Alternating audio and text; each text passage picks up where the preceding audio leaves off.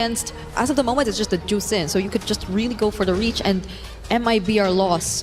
What are they planning to go for in the roam? Is it going to be a proactive type of a roam for Ray? Are they willing to do that and risk that up against a lineup with a utility like a Guinevere, who's just not the best target to go for if you want to go for reach? So other options if they want to like keep it safe? Yeah, that's why I think Gatot. Gatot is going to be Like, one of the main. Really good counter engage. In case Guinevere jumps in, if they want to follow it up, I think Gatot Kacha would be a really good pick here. Oh, they go for Grok. Yeah, in a way, I feel like you could still layer it in a sense with the Alice. Like there still can be a potential tech charge into the Throne of Ruin or vice versa. Yeah. But then you have to face a Lilia early game. But that's the thing, right? Lilia early game is going to be brutal, especially let's say Glowing Wand gets picked up.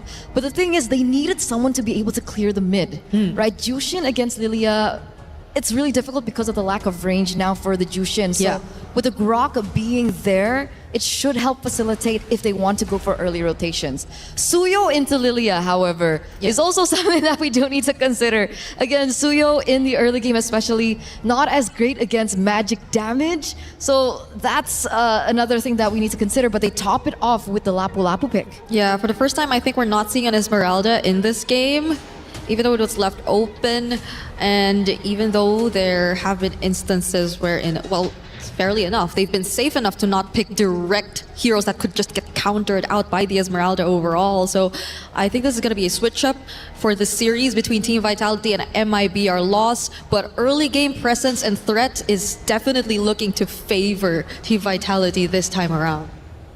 Well, it seems like it's time for our game to get started. It's Vitality versus Mibr Loss, a matchup of two titans from two different regions representing themselves on the world stage. Let's get it started for game number one with Mirko and Gideon.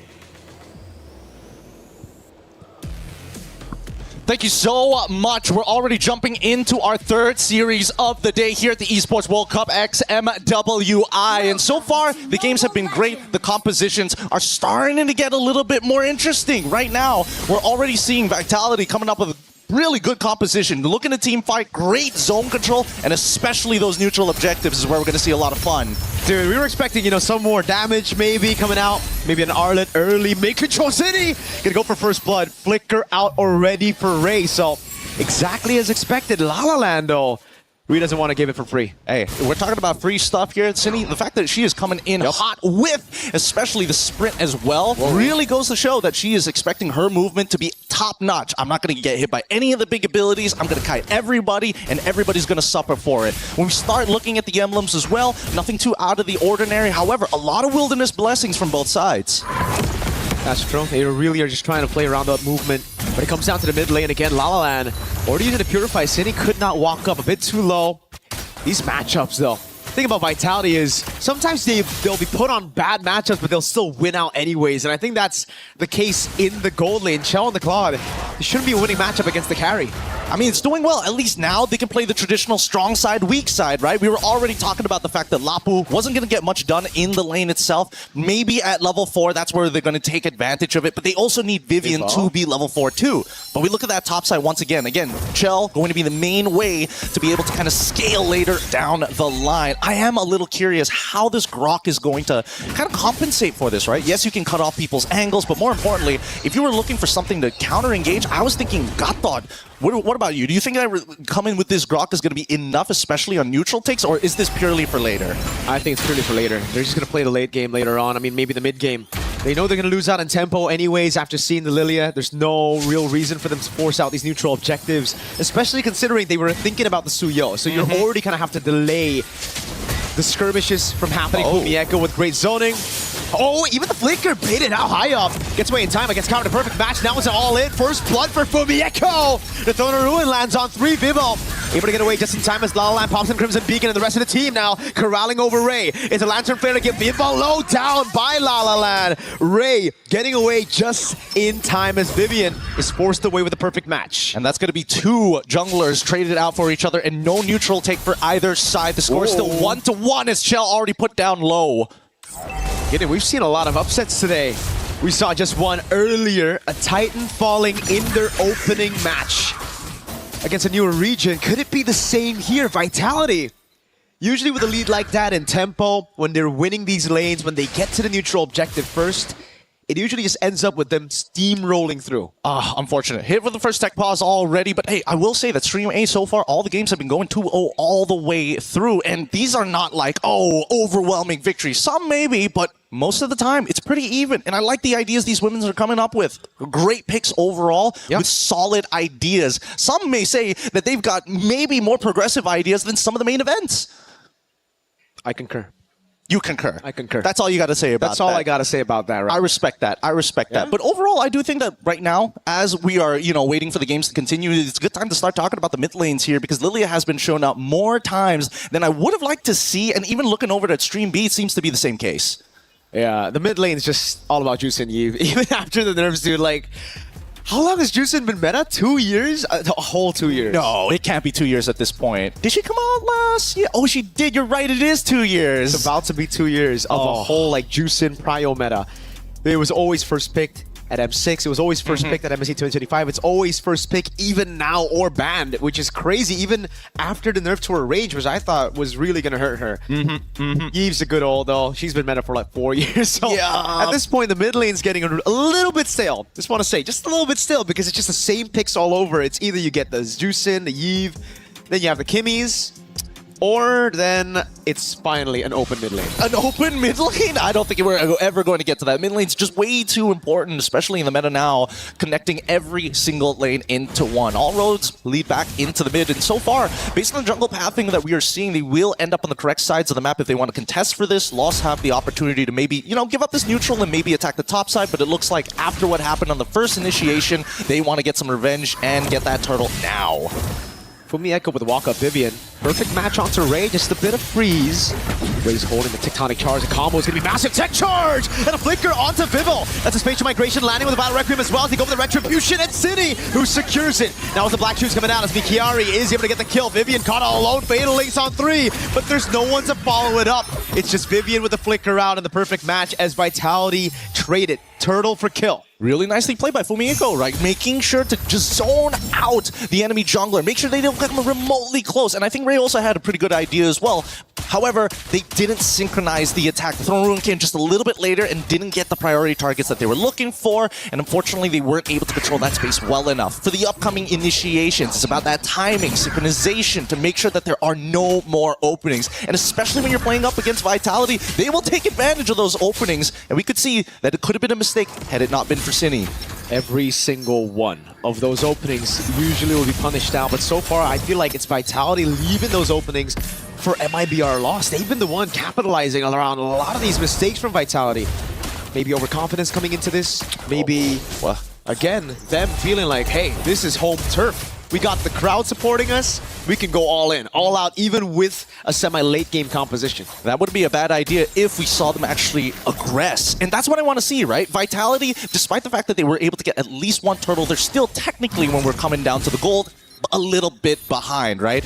My guess for their main force of attack, they're just going to keep on, hey, we don't need the lanes. We don't need to affect them. We're already winning them from all across the board, right? We just need to get these neutrals, and by mid-game, this should be done.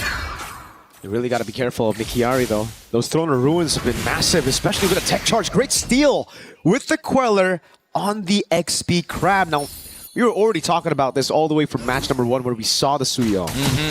It ain't that good of a pick against a lot of the magic damage that Vitality has. But so far, a level ahead of Vival, despite not even getting the neutral objective.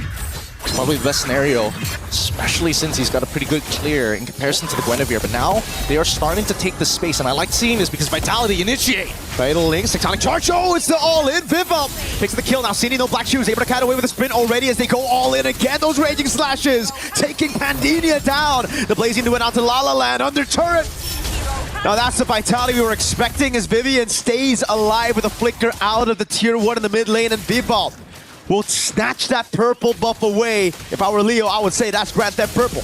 That's class. That is real class coming out from Vitality. Again, great initiation, but most importantly, the fact they understood what needed to be done. We're not only going to raid, but most importantly, we're going to put the enemy behind. All right, sure, you're already level 8, 1 ahead. Look now, 2-2, already 1 level ahead, and now looking to go even further with their advantage.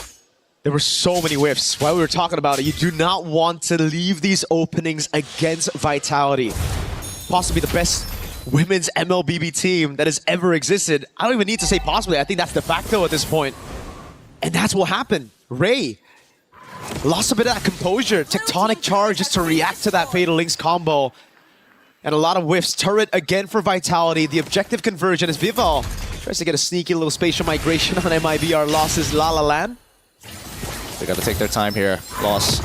They need to play some really good defense right now because so far Vitality have been the aggressors. Loss should expect Vitality to be making those first moves. My guess, now that bot side is already destroyed, you know that they're going to head to that top side. They got to control that tri-brush area, but right now, as you can see, Vitality 1 step ahead. Look at the punish. Spatial migration with a foul Requiem Ray. This time, no tech charge. Straight to a kill. Killing spree. Black Shoe City gets away in time for Mieko with, flickers in, great read from Pandinia. Raging Slashes now punished down with the Throne of Ruin as he tries to go for the trade, but it's Pandinia with a kill. They got nothing to follow up with at this point, right? I was thinking maybe Vivian was going to come on in with just a fat Fatal Links, but they don't have enough damage just yet. Cine already focusing on that mid lane, and they open it up. A single trade, but still the goal. Wait! So almost a kill. Baits out the Purify. And that's all you need. Now they can rotate up top. But even then, we saw, they went in, they whiffed the initiation, it's A-okay, it's instantly, what objectives can I get around the map? For Fumi Echo's death, and Cine spotted it, that vision into the mid, gets to tier 1, goes back up top now, trying to get that tier 1 up top to really just force MIBR to play away from the Lord. I love it. I love it. Not only are they looking to play tall, but they're also to go wide, right? Finding as many openings as possible. And Lost, the defense is good when it's against the tall, but against the wide, they have to be a little bit more aware. Now with Lord already in play, you can see that Lost is going in a sweeping motion from mid to clear up as much area as possible from Vitality as they are trading cooldowns against each other. Vitality first onto the neutral objective. The story of the game so far. 2 turtles. We didn't get to see 3. It was such a delayed turtle 1 that we only get to see 2 turtles this game, and they're blitzing it. No response from a MIBR Loss. I think at this point they know they've lost the tempo. They're just going to play it safe and look for the defense against this Lord. It's understandable. It's 22.5k to 25.9k with a 3.3k lead coming in from Vitality's side. They're already half of a component against MIBR's Loss. At least for Medina, she'll be able to break that tier 1 off top side. And look at the coverage coming in from Alice, from Mikari as well, to ensure she's not going to get flanked. It's going to be traded though, however. Chell's onto the bottom lane, tier 2. Conceal from Ray. Vivian opens up with a perfect match, zones them away from his tier 2, and it'll be free. Thrown a ruin to the flinker. Onto Vival, tech charge as well. Everything thrown onto Vival. The Val Requiem gets surrounded space migration as well. Vivian goes in for the Fatal Links. That was high up, taken low, but not down just yet. City takes her down with the Black Shoes, gets away. Vivian, a sliver of HP, taken out by Pandinia. As Fumi Echo looks to go for the tier 2 up top, and a tier 2 in the mid lane, dealt with by the Lord and City. Now it's Chell with his own onto La La Land. It's all on Pandinia to clear this one out. They're going to definitely lose their holy shielding here. They're trying to delay as much as they can, stagger these waves. Losing mid inhibitor isn't the worst, but they want to protect those sides to ensure that the next Lord is actually contestable. For now, the second Lord empowered minions are going to come in, and Vitality, they could try and force something here. I think it's just going to be the base turret and mid. That should be it. They can look for more, but also Vivian doesn't have the Fatal Links, is not in position. We get a quick check on the equipment again. Real nice here from Vitality's side. Now, Winter Crown already complete, as well as the concentrated energy from Vival, now looking to get into more tankier items later down the line. Suyo, however, does not have the War Axe. So again, probably why we see once Suyo gets hit, hey, I gotta back out. And I just have to say no to the fight entirely. I can't heal back up in time to re-engage. I honestly feel like the Sky Piercer is a big... it's honestly like it's a nerf. It's a nerf? A lot of times... Hey. You would prefer 2 swords. No, it's a... Hey, yes. But also, this is very relatable. I do really well. I go 5-0. Then I get the Sky Piercer and I start dying, you know? Not a single kill after that. And I think that's pretty relatable for a lot of Suyos out there. The curse is real. The curse is real, whether men's or women's. Both are real tough to deal with. But at the same time, right, there's a couple of members that it makes a little bit of sense to get a Sky Piercer. For example, like Cine, right? You catch him before the black shoes. Even if you don't have that many stacks, it's possible. It's just tough, though, now, right? Because you don't have the War Axe. You can't stay in the fight like you mentioned. And there's just so much going on for Vitality. They can play the long game with the damage coming in from the Lilia and the Claude. And for MIBR loss, it really comes down to that cycle of skill. They have consistent damage, but not enough to deal with Vitality's consistent DPS coming at you. And look at the setup. Just crisp clean by Vitality, as we just expected from them.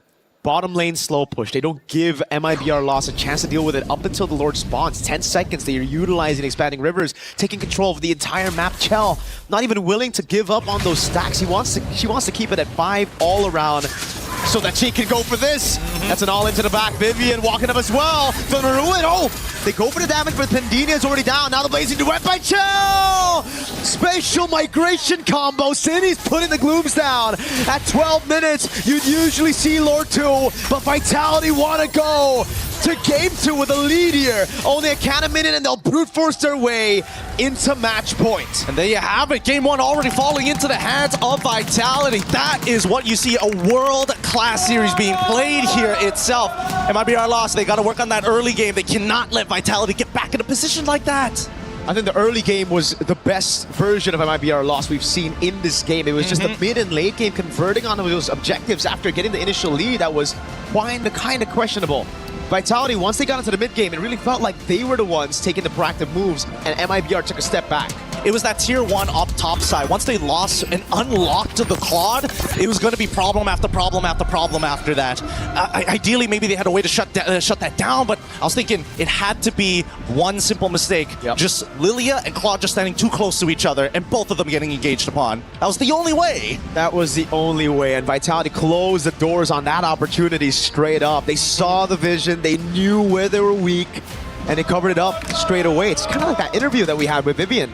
She said, we learned from our mistakes. Yes, we had some vulnerable performances, but after that, we just learned no one's strong. We're just making mistakes. And I like the self-awareness, right? Because it really goes to show they are taking it more serious than a majority of people. And ideally, hopefully, enough of our competitors are ready to match that type of energy.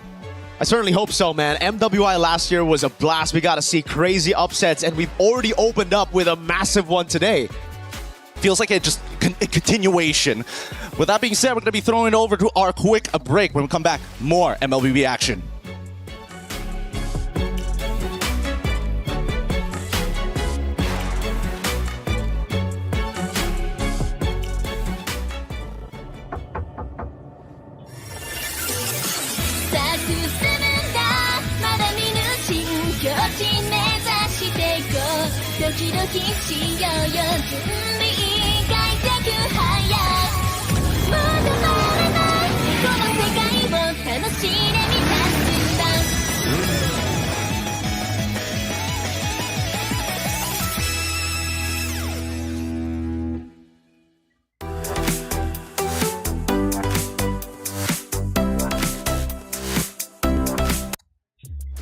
Vitality proving why they are the defending champions, taking map number 1 and potentially ending this series in a 2-0. However, I know it. MIBR lost. They are not going to go down without a fight. They're looking to come back. Hey, welcome back into our studio, I should say. I'm Taylor Reflections Noble, Eterna, Brigida. Good to see you both. Great game number 1. The fans going nuts. The drums are out there. The flags are flying high. Vitality looking great.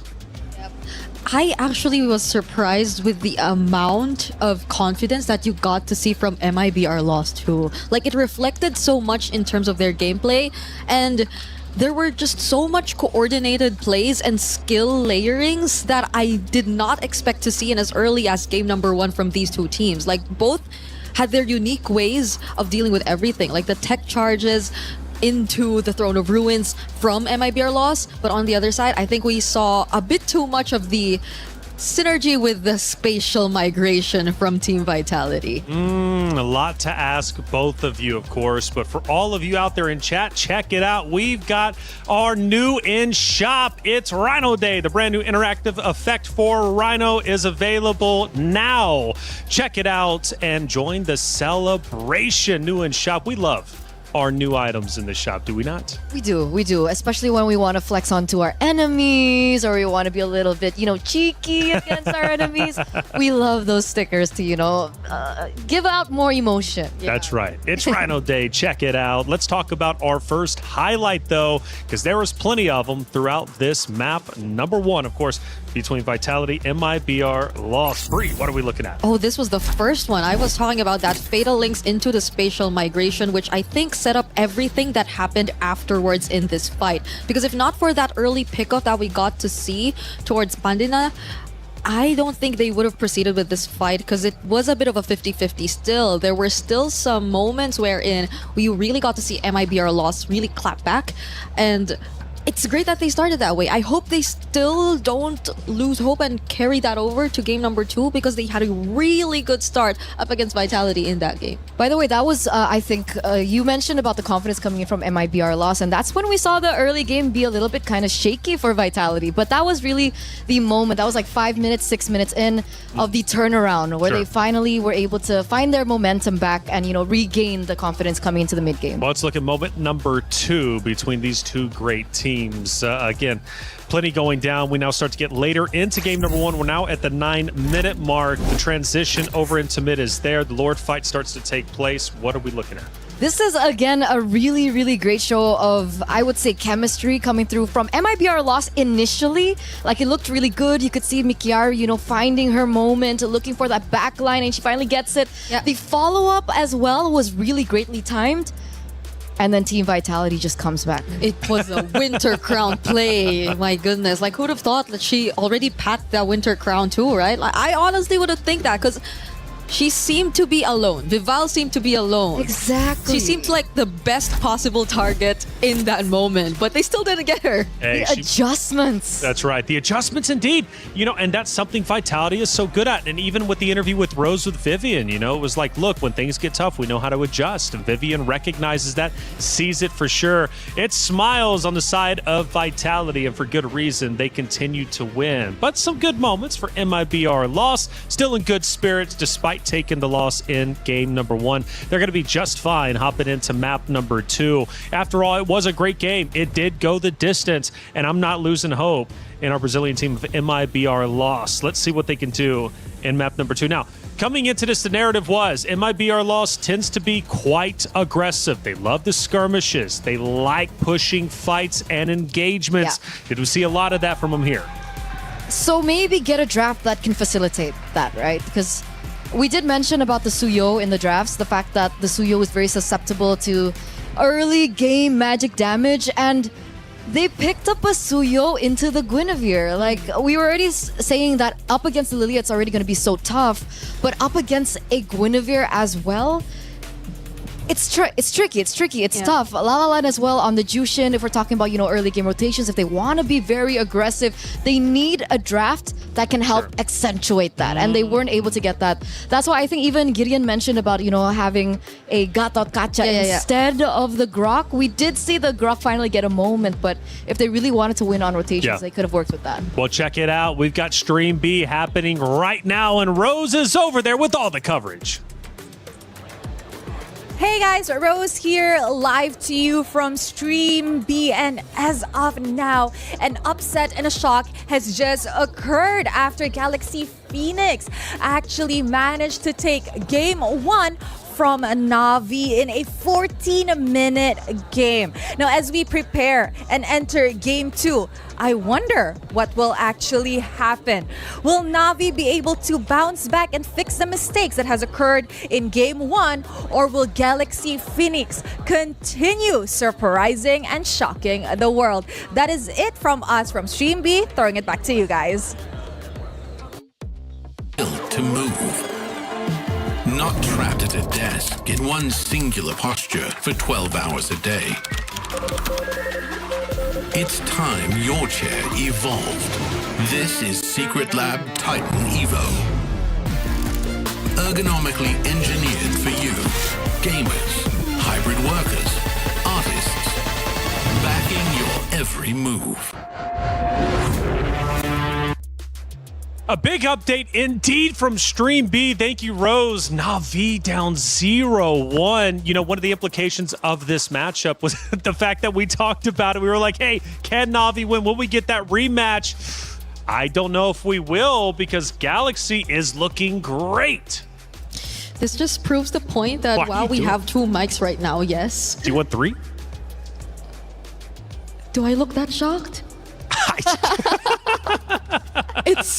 I don't know how to process everything, you know, but this just proves the fact that Cambodia, indeed, in general, as a region, everyone else seems to be stepping up. It's not just their men's division that we're suddenly seeing skyrocket in terms of competitive gameplay. Na'Vi, I think we need to review that, you know? Like, I think that's the first thing I'm doing after we end Stream A. Yeah. I don't know about you, but I'm doing that. Sure, go back and watch it. Yeah. And you know what? I think it is worth the watch for sure, because get Na'Vi a powerhouse team. And we're expecting to make a deep run, not only in our groups, but also going forward in the knockout stage. I mean, a contender for sure. We talked about our contenders to potentially beat out the likes of Vitality. Well, maybe this will be the one. Who knows? Na'Vi's going to have to step it up against Galaxy Phoenix. Hey, check it out. 2 champions, 1 game. My Champions Pick event is now live. From July 27th, submit your predictions for the MSC and MWI champions for a chance to win 50,000 in-game diamonds and MSC 2021-2025 tournament skins. Don't forget to leave your picks under at MLBB Esports Post for even more chances to win.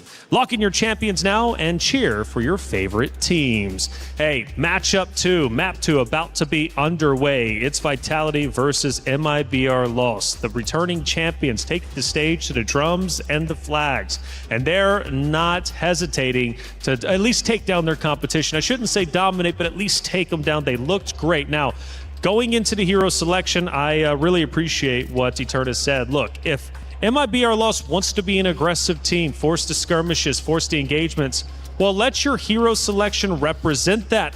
Don't start slow. Go back to your bread and butter of what you're good at. And I don't think you can afford to play slow against a team like Vitality, because they'll just constantly ramp up the pace until you cannot recover from being behind up against a team like this. So it's a must that they stick with really what works with them or for them, and what really brought them here, which again is very systematic and aggressive gameplay that is deceivingly reckless but is actually not. So I hope we get to see that from MIBR Lost heading into draft number 2, because was that broken walls that we're seeing? I believe so. It's time for Johnson. So tell me about the aura of Vitality, because, I mean, winning just nearly everything, when you go against them, what do you think the competitors feel? The aura, exactly as you mentioned. Like, it's something that inevitably gets to them in one way or another, but hopefully not much to a point where they tend to overthink and just react to whatever Vitality is doing. And I think it's great. MIBR Lost didn't seem like the team to be like that. They weren't as reactive to just whatever Vitality was doing. They were trying to do things by themselves. And I think that got them some small wins across the map a couple times. So as of the moment, I think we're seeing a very similar trend in terms of the bans so far. Likely to see another Marcel taken out alongside the Eve, and maybe another mid lane, either the Eve or the Juicin. Yeah, we're waiting on that right now. If they want to go for a little bit more respect, or do they want to go for the Akai ban as well? It's still something that's still so up in the air. Like, is the Akai still a viable choice? Is the Baxia still a viable choice? Is the Fredrin still a viable choice? I think we only saw the Fredrin banned once, and other than that, it was left open completely, and nobody really picked it up. It's always been just like the Herrera. I wonder if the Nolan will come to light this time around. Yeah. And obviously, it's an interesting question about the gold lane matchup as well. Carry and the Claude. Last game, we did see that the Claude was able to be a little bit more versatile when it comes down to the team fights because of the mobility, the BMI, and so on and so forth. But when it comes down to laning, like, is it worth it to go for a carry early? I think it's not that they just wanted to pick the carry into the laning for the Claude. It's more of them picking the carry alongside the Alice that they also prioritize in the first phase. Because if they actually... No, actually, it's not that they had to do that too. Because I believe Claude was actually first pick, right? It was Zushin, Atlas, Claude, and then the carry pick. Right. Wait, so they got the Juicin first, Yeah. and then the Atlas Claude was revealed already, right? So they didn't necessarily have to do that. So yes, I think that was the mindset. So it's not really more of a safe option for them. I don't know if it had something to do with comfort, because again, there were multiple other gold lane options still available. Like the Harith. Like the Harith for Pandina, but let's see if there are some certain adjustments that come into play this time. Because again, the Esmeralda was never really touched upon in game number 1. Not sure if they have it in their kit or if it was just something they disregarded because of the nature of their lineup. But as of the moment, Vitality has no Atlas to prioritize, and the Akai you mentioned. It's a power pick. It is. It's a hero that we saw last year, actually, at MWI. One of the heroes that really gained popularity. And obviously, Team Vitality were one of the teams to be able to utilize it properly as well, especially in the hands of Vival. Now, is this a flex pick, is what I'm wondering. Because there's also a Mathilda that's still available if they wanted to like pair it up with the Akai in case that it does get left open for them. Because Mibr loss, I think that was one of the bans that Vitality actually used against them in the previous game, but that was towards second phase because there were a lot of other priorities first. And speaking of, the Claude is also still available. Oh, they go Kimmy Grok this time for their first 2 picks. I'm so used to seeing like the prio of a Kimmy Gatot in terms of like the combo in mid, but now it seems like Mibr lost just really want to stick with the Grok, I guess. At this point, I think it's comfort. Yeah. Right? Either comfort or power, but either or they're prioritizing the Grok once again in a situation where it perhaps doesn't need it just yet. But now we know a little bit more about Mibr loss, so that says something. And of course, the Kimmy is a strong pick considering that the... Wait a second. Yiv and Jushin are still up and they go Kimmy. So that's also quite peculiar. And they don't consider it for Team Vitality either. So they just lock in the Valentina, which obviously, as a response to the Grok, will be one of the better options in the mid lane. And the Claude we earlier mentioned for Mibr loss is now taken by Vitality. It seems like slowly we're getting to understand what the comforts are and what the priorities are for Mibr loss. It's not like they really are after the most meta in the gold lane, even if they're given the opportunity. They're more comfortable with the likes of the Grok and another Suyo game, which they're seeing right now. And this time around, it's not as bad, I think, right? I mean, the Suyo does farm quick, right? And this time it's up against a Valentina. So depending on how Cine plays it, it also will share how much of a threat that magic damage will actually give over. I'm still wondering if this Akai is flex. Yeah. Let's leave it to later. We're going to the bans now. And Bellaric does get banned, so they are assuming as well that this Akai is still going jungle. Yeah, and they might as well want to just force it there if they want it to be like a more expected matchup. Because of course the Suyo into the Akai, kind of tricky, but the Suyo is known for just finding ways around heroes with really heavy crowd CC, control. yeah. So especially in terms of objectives, because I feel like Mibr loss, also based on game number 1, is the type of team to just confidently take on these objective fights. They're not necessarily just like backing off or settling for trades. But the Esmeralda finally gets taken out. Ooh, what could this mean? And Arlet actually does too. That's actually a really good call, I think, for Mibr loss. Just really recognizing the power of the displacement coming from the Akai and how it synergizes well with the Arlet. It's again another thing that we saw from MWI 2025. Yeah, what could be the option for Fumi Echo this time if they took out the Esmeralda? Because the Paquito's gone, Freya's gone too. If they want Scepter, they can go for something like, you know, the Terizla. Or they want another Alice. That could also be possible. Because I think that backline would be... Oh, they ban it out themselves. Because backline, I think, remains a question mark for Team Vitality at this point. Not unless they just really want to go from front to back. And they're a very systematic team, so it's not surprising if they just want to stick with that. And it's also a respect ban coming in from Vitality, right? Yeah. You saw the Alice earlier on in the hands of Mikiari. Exceptional work, by the way. Being able to, look for opportunities. What if it's like a damage XP lane that they're considering for Team Vitality? I mean, right now it's Uranus in the EXP lane. Do they really want to go damage? Oh, okay. Against the Uranus. They can't afford to. Do they want to go dead lane? Do they want to go Benedetta in the EXP lane for Fumieko? Because we're looking at the Roam XP, and these two picks really set so much of how the game is gonna pan out for Team Vitality rotation wise. Okay, a bit of both worlds. Lapu Lapu gets locked in for the EXP lane, but Vivian, or is it Vivian? It should be. It Should be Vivian. There's do they go CC again? I mean, they can go for something like a little bit more, Matilda? show Matilda. Oh, right. Ah, there you go. You mentioned Matilda earlier on. Good call. It does come through now for the Akai. I forgot it was open. I thought by second phase they would have already taken it out. But yeah, MIB are lost, looking to lock in their last. Whoa! Against an Akai lineup too, plus a Valentina. Lunox has Shred. Yeah. Definitely a little bit more versatile when it comes down to the mid laners. The big question is, will she be able to get the itemization fast enough? Because I think that's always been the problem with the Lunox, right? Early game, the damage really isn't there, but she does have a lot of tools in her kit to deny a lot of the offenses that could potentially come from Vitality. Plus the positioning. How tricky could it possibly be going up against this lineup from Team Vitality? Well, it's never easy to go against Team Vitality. It's MIBR loss. Let's see if they can get the job done. Forza game number 3. Let's head into game 2. Mirko, Gideon, take it away. Thank you so much, Reflections. We now move into match point in our series. Right now, Vitality is looking to close things out, but MIBR Loss has this one opportunity to extend it to a game 3, and they're doing it with comfort picks.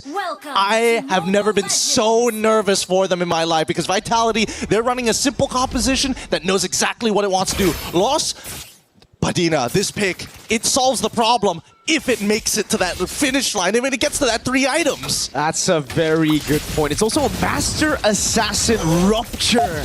Lunox in the gold lane. Shout out to Shen, my boy, who's been playing Lunox Gold with me all this time. So he showed me how it can work. You go up close like this and you're just going to lose out. The sustain is ridiculous. You can zone the Claude really well. So we'll just see how it actually works out later on, because it's all about rotating as Lunox, right? You're not really just there for the lane all the time. You need to rotate, you need to try to just burst this Akai down, and it's a pretty good answer, I guess, if we're looking at the Mathilda too, right? You just don't want to...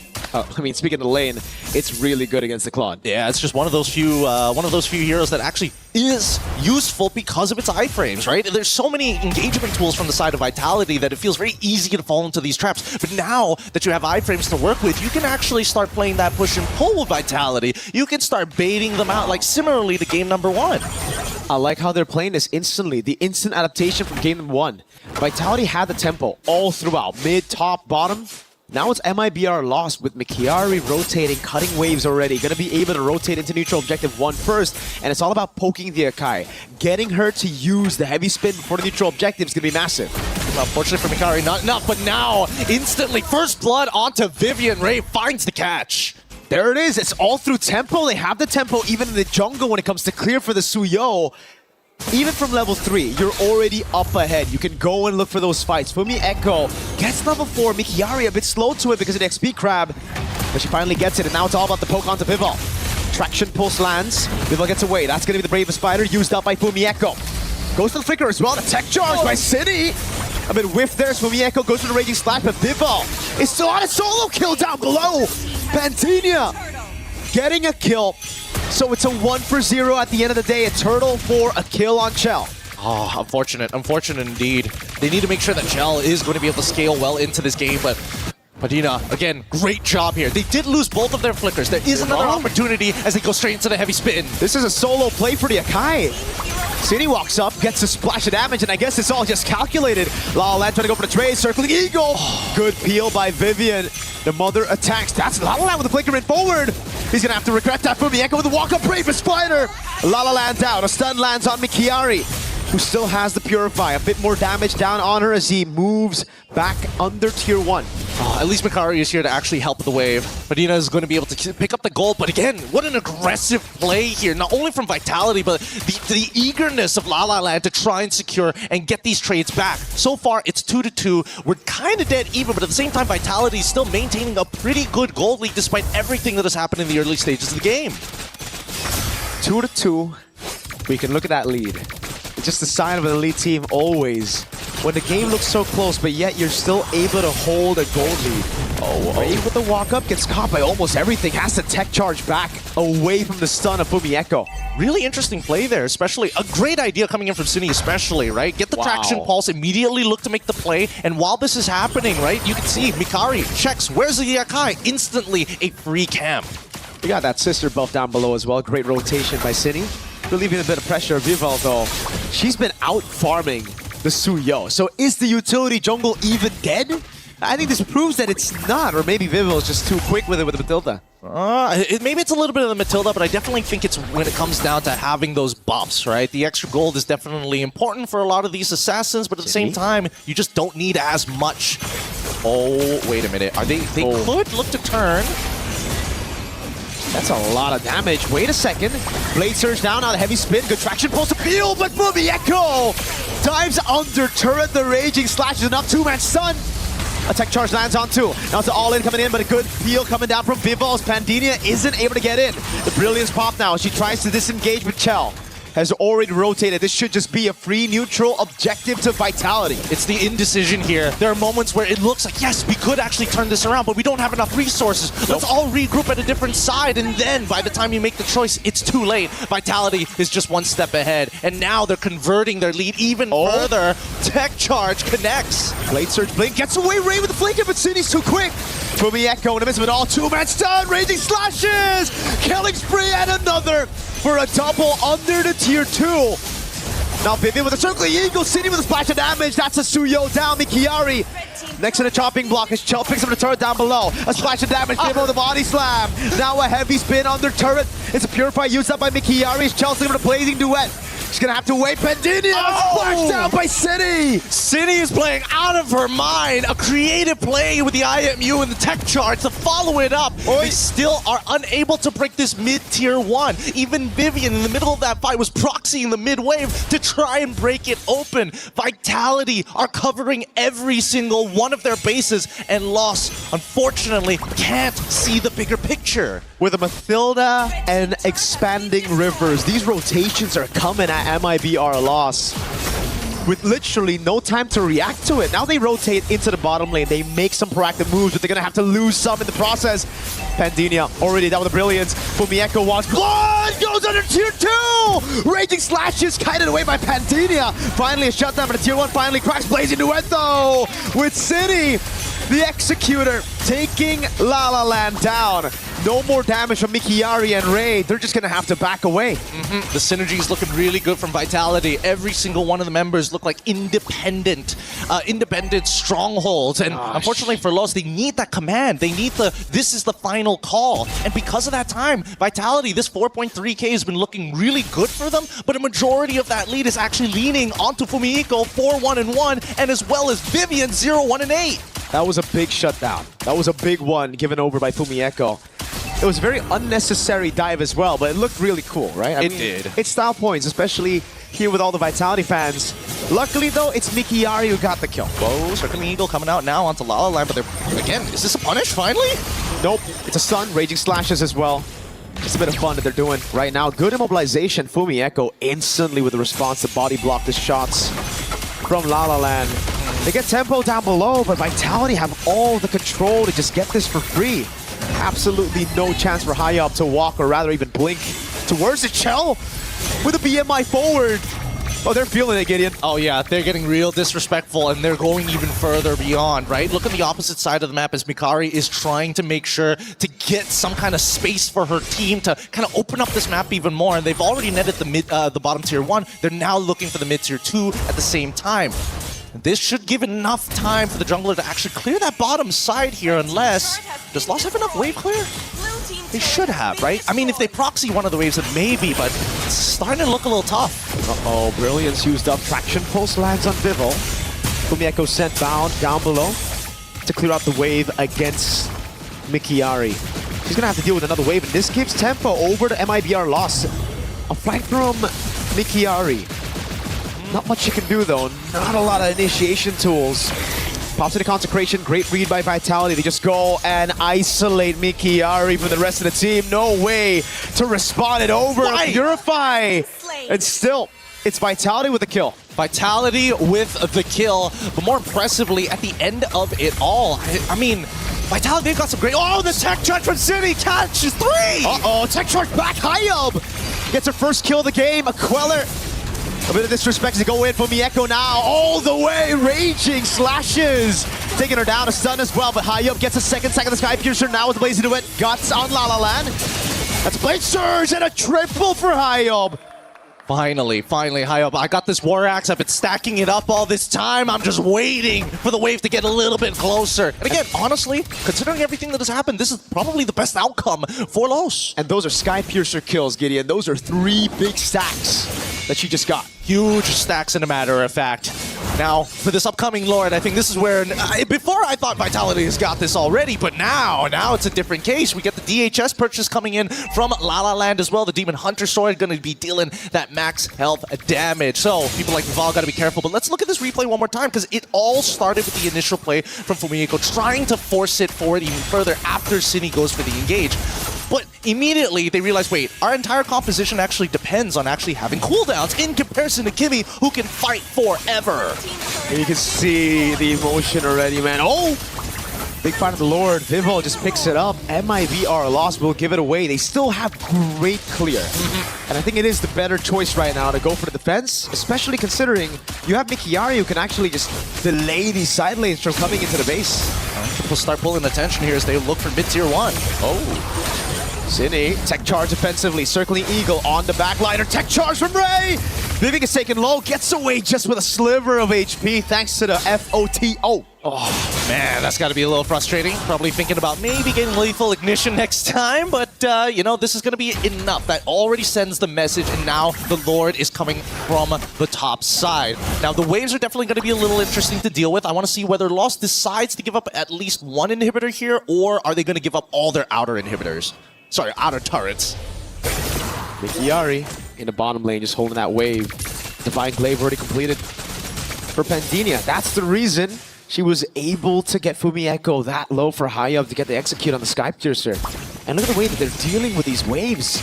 One down below again. Mikiari doing a lot for MIBR loss. Lord already at half HP. Traction Pulse comes around as well, and this is without... Oh, wait, is Pandinia has already used the ultimate earlier, so it's a tier 2 in the bottom lane, in the mid lane. Tier 2 in the bottom lane is the only one left standing now for MIBR loss. And Mikiari's cutting waves inside of the base. Yes, beautiful. This is exactly what you want Uranus to do, so you don't have to deal with pressure, but now they're fighting back. Tech charge, knocking people off there. Guiding Wind, not enough. Hyob, 40 stacks on the Sky Piercer now. This is a very dangerous... Suya, you're gonna have to deal with Cine with the respect. Pandinia flickers in forward, gets the kill. Fumieko now looking for the flank as well. The Uranus is still dealing with the waves. Fumieko now call alone. That's the Blaze Surge, and now the Soul Sever. Bravest Spider coming down, and she's able to get one down. La La Land escaping the stun now. Traction Pulse landing as well with the help of the Guiding Wind. That's Haya walking up with the Soul Sever, but the Guiding Wind gets her to safety as now it's Chell in a 1v1 against Mikiari with the rest of the team. Corralling over. A Blaze Surge from Mieko with the flick around, and now it's Chell! Oh my with God! a blazing duet to clean it all up. He's not done with it just yet. They're looking for Ray to close this out as well as they push from that top side. What a crazy sequence. That's a triple for Chell.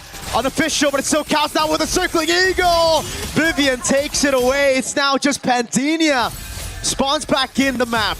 Can she do it? 1v5 against some beefy tanks. They should be able to do this, but yeah, She got 2 items, needs to go into Brilliance right now to clear this wave to save the mid inhibitor, but the second wave is coming through. Uh-oh, Vivian gets away into safety. Cine with the walk up again and the splash of damage. Perfect time for the Lord to spawn. 10 seconds and Vitality set their sights on it. Oh my goodness. I've been trying to figure out how in the world have they not been able to get enough damage, and it's more so, it's less about the damage and more about the space, because so far, Padina, Absolutely. she's got the damage. She just needs the time to unleash it.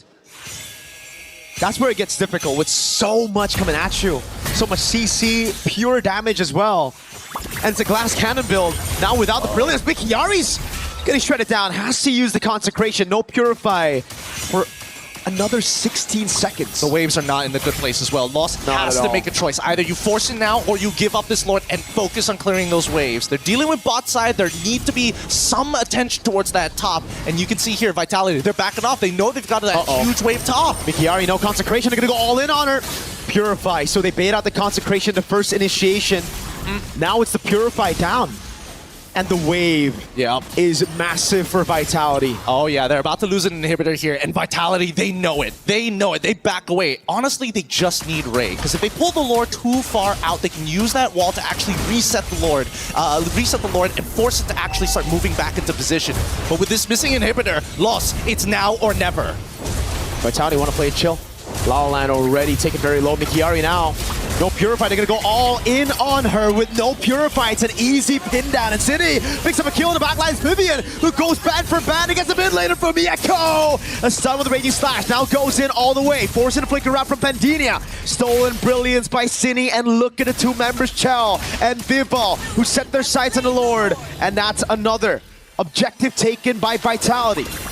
That's what we call in the biz a perfect chokehold situation, right? You're just trying to get slipped the hand under the neck and just close off blood flow to the brain. And unfortunately for Lost, they could not make that decision fast enough. They missed out on big timing. They could have considered a couple of options, but the most important is to guarantee that Vitality are off, send 1 member to the top side to clear it off, and then reset together.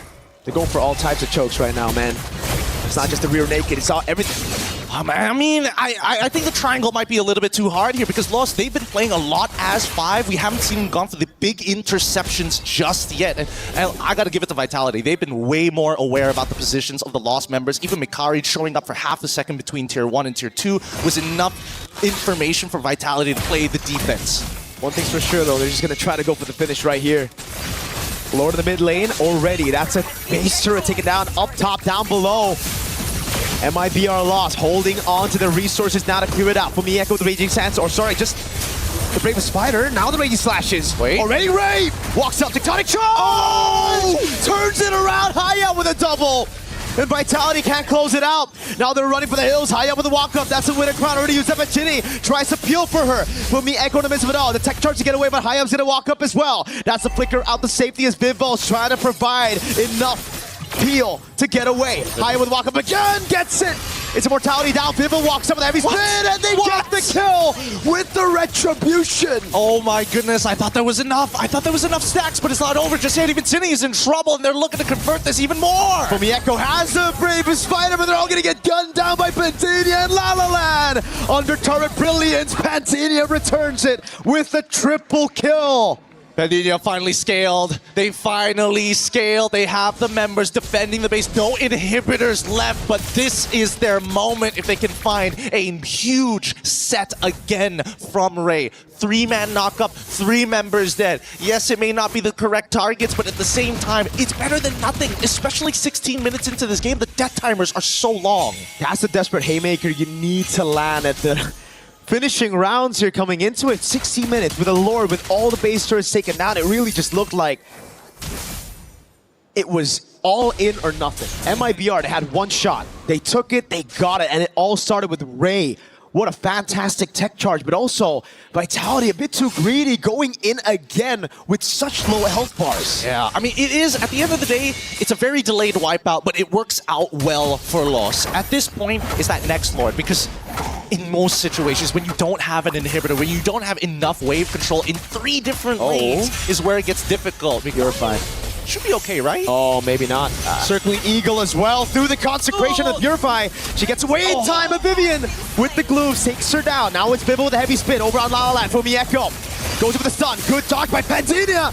Baits in everybody. Goes over the Brilliance as well. Vivian walks up without Chell. Blazing into one of the flicker onto Pantinia. Oh, they're still going hard. Vival needs to hold strong ahead. Oh my goodness. Ayom. Timing it right. Soul Sever just cuts her down. Now it's Vivian trying to run away. Hayam just needs to land a Soul Sever. What? The flask of the Oasis saves her and it saves the game for Vitality. God, that's got to be so annoying. But at the same time, somebody's got to go back and clear these waves. Every single move we see coming out from Lost, they are winning fights, but they can't get into a position to end this game just yet. They need that Lord. They need it bad. 63 maxed out already. That is massive. No wonder she's been tearing people apart. Every single Blade Surge Soul Sever combo takes you down instantly. Chell might need a Wind of Nature. But even then, I don't even know. There's just too much magic damage. Yeah, there's a lot to work with here. The Circling Eagle is going to get thrown out to try and delay this, but where's the jungler? Uh-oh. Vivian is just baited out. Those big abilities. Tech Charge already down. Hayam. Oh no, 24,000 HP on the Lord. Viva will take control of it, and they don't have the waves to play around it. Oh no, they just didn't have enough damage. They didn't have enough sustained damage to do this. Fumieko instantly with the zone. Hayam's gonna have to choose. She chooses to back away. That's a heavy spin that confirms it. City caught in the bad spot, is able to splash the damage, and that's Hayam with a walk up. Forces out the flicker, the evolved Lordo. Taken by Vitality. Oh my goodness. Is there a world they could have got it? I felt like they could have potentially forced it, or they maybe should have just 50-50'd, I think, at that point. I don't know. It's either, I would say that the safest option probably would to be, you know, find a pick, stagger the entire team for the side of Vitality, and then maybe 50-50. Now they find Vivian and they're looking for more. Mikari, you can't afford to die here. Vitality. Evolve Lord up. Vivian opening up bushes she shouldn't have to. This gives Mibr loss a big chance to come back again. 30,000 HP on the Lord. It gives you damage reduction, but you've only got 4 members. We gotta wait to see whether or not this tech charge is gonna hit 3 members like last time. And the setup is already here as Mikari is ready to open up the map to follow the rest of the team. Fumieko with a flicker out. Tech charge! Ray! Turns it all around again. Vivo, gets caught by the wall. Pins her down. The Brilliance now. So good, so good. These tech charges have been so great from right after the early ones where it's like, I'm assuming just, you know, getting used to it, getting comfortable on that stage. Now we're seeing a real game in the late game. This is a stalemate.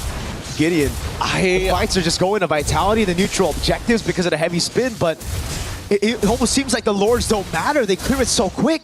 I agree. The Lords kind of don't matter, but at the same time, really, what they want is just the Lord-empowered minions and the Lord itself, and even the damage reduction. If they get hit like that, there's really not much you can really do about this. I think that even from the POV of City, who's supposed to kind of control the Grok, that anti-CC in the middle of that tech charge, you can't stop it once it's been unleashed. Chell? We should be okay here. Hell of a poke. I mean, it's one hell of a poke, but at least... Wait, do they have the Guardian Helmet? Let me just double check here on the item list. And it looks like despite being full build, no Guardian Helmet here. Might need to consider that, but at the same time, anybody could just explode out of nowhere, right? There's just no vision to play across this map, and that's forcing Los to stick really close to each other. Mikari has no clue right now that Vival and City is there, and now the interception! This is greedy. Mikari has the Purify and the Consecration, but no one's there around to save her for now.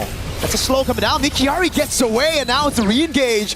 Ray, brilliant position, gets the wall, tech charge, but it only lands on Vivo. Oh, they were trying to force something out here. Look at the wave down below, Gideon. Vitality want to keep them here. Yep, again, this is the same rear naked chokehold that Vitality will put you in when you have a scenario where you don't have your side inhibitors and the Lord available. It's atypical. Oh, wait, here. the minions are doing a lot of damage. Oh, it's not going to end the game at the very least. But it should be free, neutral, objective. It's still Hayop sent down. Hold on. Desperate move, Pantinia. Tries to go for the haymaker from Mieko. 2-man stun. Now with the way he slashes as well. La La Land able to cut away right now with the rest of the team. Just goes over to the Lord. Again, the cut coming out from Mikiari. Hayop picks up the assassination as Cine pops the Brilliance. Lord taken again. Chell looking for the kill onto Ray with no tech charge. Mikiari though. Did she stay a bit too long? I don't know. Again, not enough. Actually, should be enough mana to get like 2 more rotations here, but with that concentration. Heavy spin though. No Purify up, and they know it. Mikiari a bit too much than Chikachu, and now Even our immortality is going to be popped down. That's with the Evolved Lord in the mid lane. They're dealing with it though. Yep. It's not enough. It's a 4v3 scenario, and Padina is coming back up in 13 seconds. They can delay this. They can easily delay this with the barrier. And you see the Nature's Barrier come out. Lord can't really go around it too easily. Buys them 1 second here as Padina is 3 off from coming back to life. It's a Holy Crystal. Will certainly help in for Endeavor to clear this one out. Pandinia back up, 4v4 in the base. Fumieko still pretty far away, 4 seconds. Ray goes in, tech charge as well, but Vivian pops in. It's an Eagle now! It's City with the tech charge! Win a crown already by Pandinia, now with the Brilliance as well, gets away as they clear out the Evolved Lord. They still want to go for it though. With a Nature coming out as Hayo's going to get taken low, but now it's going to be Chell walking back again. Everybody can try to go for the base right now as Ray gets pulled away from it. Wave in the bottom lane, crashing down again as Chell gets a bit more healing with the photo. That's Pandinia with the Chaos, and now it's Hayob with a crazy move as Mibr lost. Stay alive. I don't know how they're defending this every single time, and honestly, Vitality walking into enemy territory, it could have been a savage if everybody just clumped up together to let this Suyo get the Sever down. Oh my goodness. But I think that the damage, majority of it, it's coming from La La Land as well as Padina. If we look at the damage ranking, yeah, that's what I thought. She's gunning people down. It is ridiculous. Nobody can deal with her darkening at this stage of the game. And I think even for Cine, like the tech charge is the safest ult to take. Everybody's so low ranged as well, right? If you're Vitality, everybody needs to get up close and personal to deal damage, and against Pandinia, against even La La Land, there's just so much utility to save her from that almost to kill Chell. A pixel away from death. Oh, they got to play this macro style. I think that Vitality, they've almost guaranteed themselves every single Lord in this game. The only way that loss catches them is if they set something up. If they're able to get that 3-man knocked up, or again, as we've seen, the tech charge. Tech charge by Cine though. Aya with a Blade Surge. Good game sense, very good game sense. They notice Ray walk out. There's probably somebody nearby, right? Didn't want to overextend here, but now that top wave still the same problem. This is a great call by Mibr lost. They see the claw down below. Mikiari still has a tempo advantage over her. But the traction pulse doesn't land, doesn't even bait out a Bravest Fighter from Fumieko. Now they're going to reset the aggro once again. I mean, yes, it's great for Vitality, but at the same time, Lost, they need something to work with here. His top side needs to get cleared up. They find the timing to go down below. Circling Eagle onto Mikiari. Purify still up. Don't think they're going to go for it, but Chell wants it. They're just going to shove the wave enough to create that slow push with the super minions. And it's only going to build up here. It's dealt with again by Mikiari. I mean, Mikiari is going to always try, right? It's not the most efficient way to clear the waves, but somebody's got to do the dirty work. And unfortunately, Mikiari is now realizing, wait a minute, they've made a call and lost. They might just force this. Wave and mid cleared out, though. They got to pay attention to that mid wave. Vivo! Heavy spin. Baited out. That is a massive ability. City gets away with the Guiding Wind. Look at the mid lane. Waves already crashing at the base. Massive tech charge, but there's no follow-up. Now the rest of the team coming down as the Guiding Wind comes over to bring Cine. Waves now in the bottom lane and the top lane. The base is down to half. It's a desperate move. Pandinia walks in with a flicker as well. Vivo is gonna have to lose her immortality. Waves in the bottom lane, waves in the top lane. That's gonna be Chell looking for the mid wave as well. Fumieko tries to buy some time. Cine in the back line now, trying to go for the splash of damage. La La Land with a flicker on gets caught with a lazy duet of Chell. And the wave in the bottom lane. The minions are just gonna crash into the crystal. Cannon minions doing work. Pandinia with a recall, now clearing out the wave in time. But they've already lost 2 members. Chell on Mikiari, who's still able to survive for now. Now it's Ray with a flicker out of safety as Pandinia and Mikiari are sent to clear the waves. Oh, the experience is showing here as Vitality are looking to try and close this out. The Brilliance already for tech charge to 2. Pandinia with a walk up again. Immortality right there as Vivian cancels it all with the Guiding Wind and the Circling Eagle. Fumieko with the stun. Pandinia finally down as that's a Rage Slash and take her out. Ray caught in the midst of it all right now as that's just the gun down from Chell. Vitality had to sweat, but they ended up still getting the clean sweep. Oh my goodness, that was a tough fight. We were talking about this Linux being the problem in the later stages of the game. We saw that, and maybe arguably a little bit more. We see Lost start pushing themselves to the peak, and that is the type of performance I am expecting when you are facing off against the women's champion. Holy moly. crazy game, hasn't it? Like, I'm still thinking about it. The experience to say, not only are we going to retreat, we're going to go in 3 different directions, and we're going to meet back up in the mid lane, guaranteed on top of that Kimmy. Just a full-on delay around the Lord, utilizing it as bait.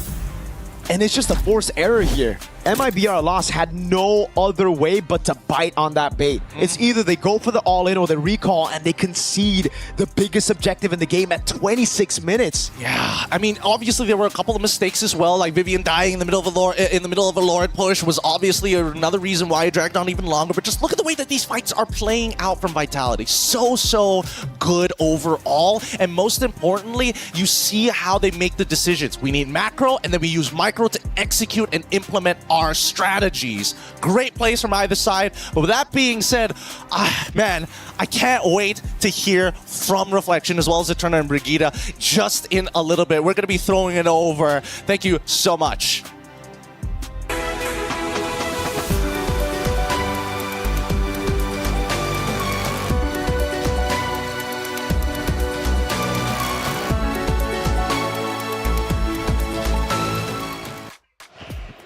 What a series.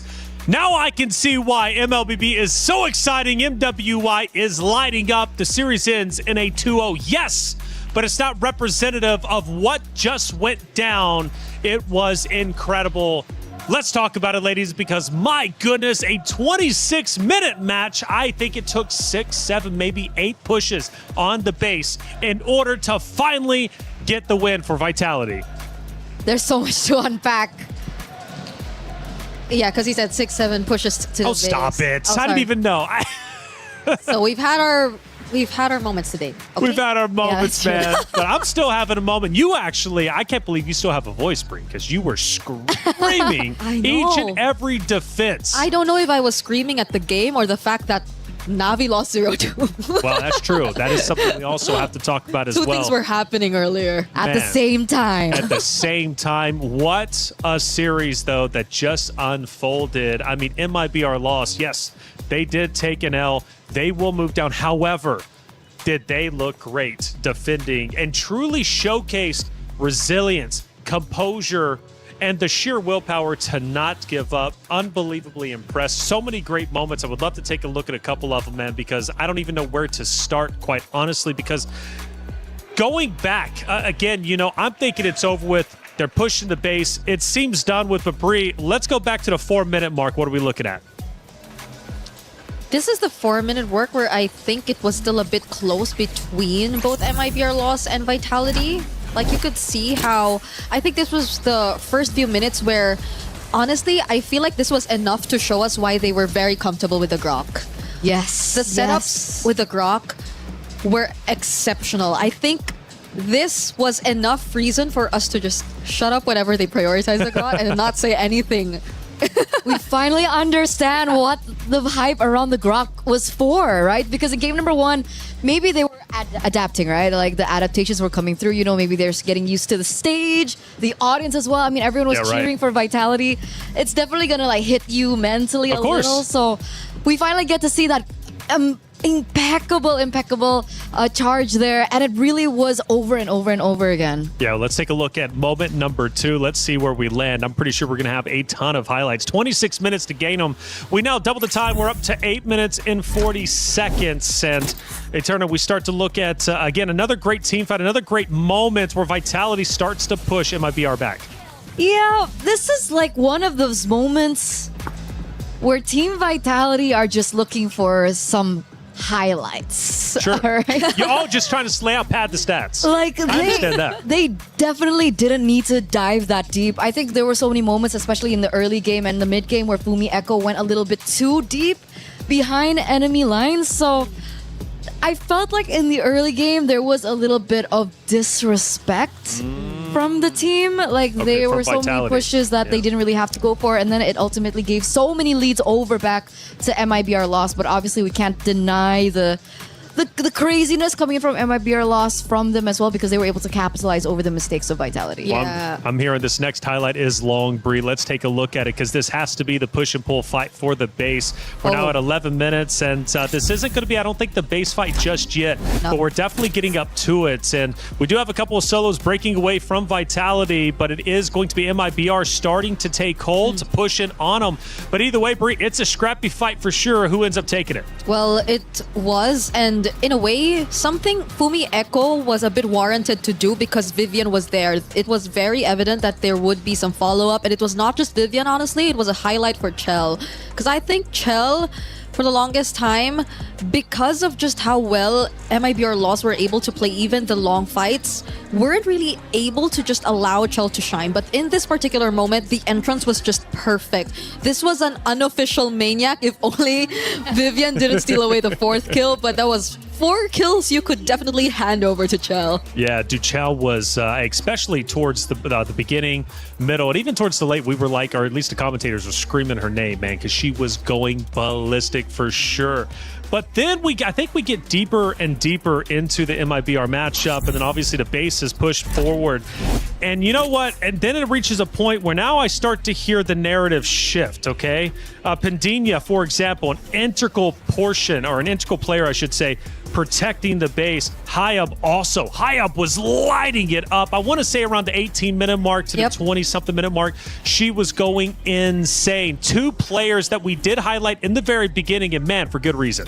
That is the beauty of having a Sky Piercer, right? Suyo, in particular, you usually see 2 different kind of builds, right? One with Sky Piercer, one without. And usually, when you're on a roll in the early game, you pick up the Sky Piercer to kind of end the game as soon as possible. But in this retrospect, they kind of used the Sky Piercer in an opposite way. Yeah. They were kind of in a 50-50 matchup, but then they picked up the Sky Piercer, and that really turned that game around. And I think it's wise, because MIBR loss, I guess it kinda occurred to them that why is there a bit of disrespect in terms of like the last few team fights? And they knew that they could take advantage of this opportunity where Vitality tends to overextend, and truly enough, they did get a lot of kills off of these overextensions. So Bree, if you don't mind, talk to me about that overextension. Is it Na'Vi just feeling on top of the world, nothing or nobody can beat us? Are they maybe getting a bit too loose?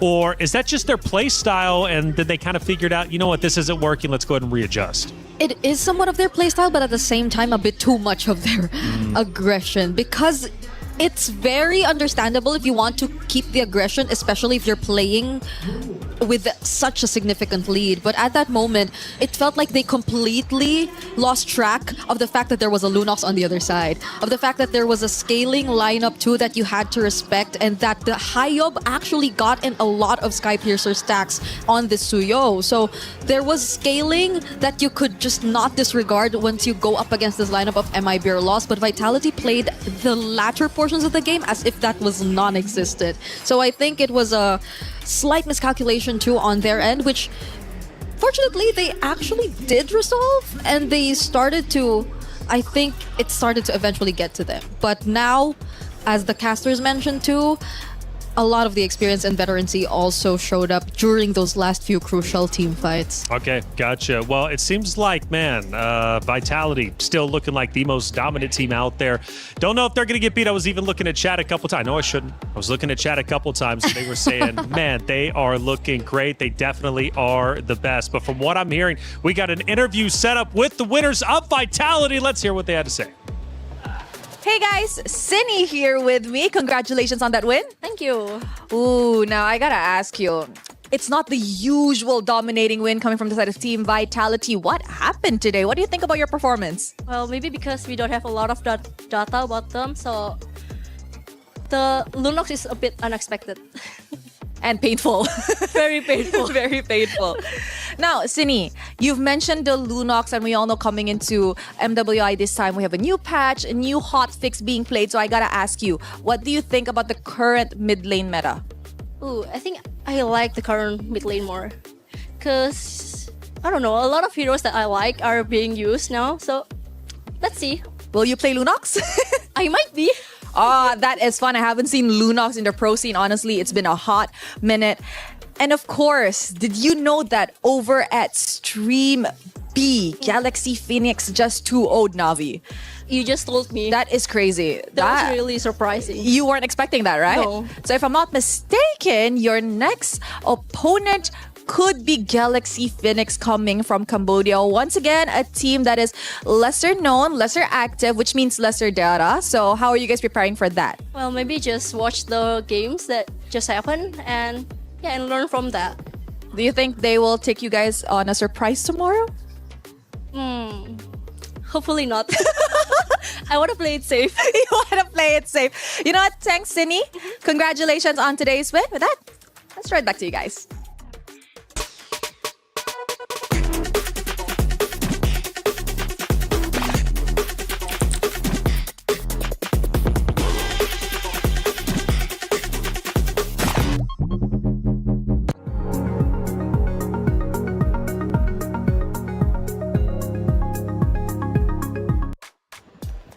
Thank you, Rose, as always, for that phenomenal interview. Yeah, big news. Na'Vi falls 2-0 to Galaxy Phoenix.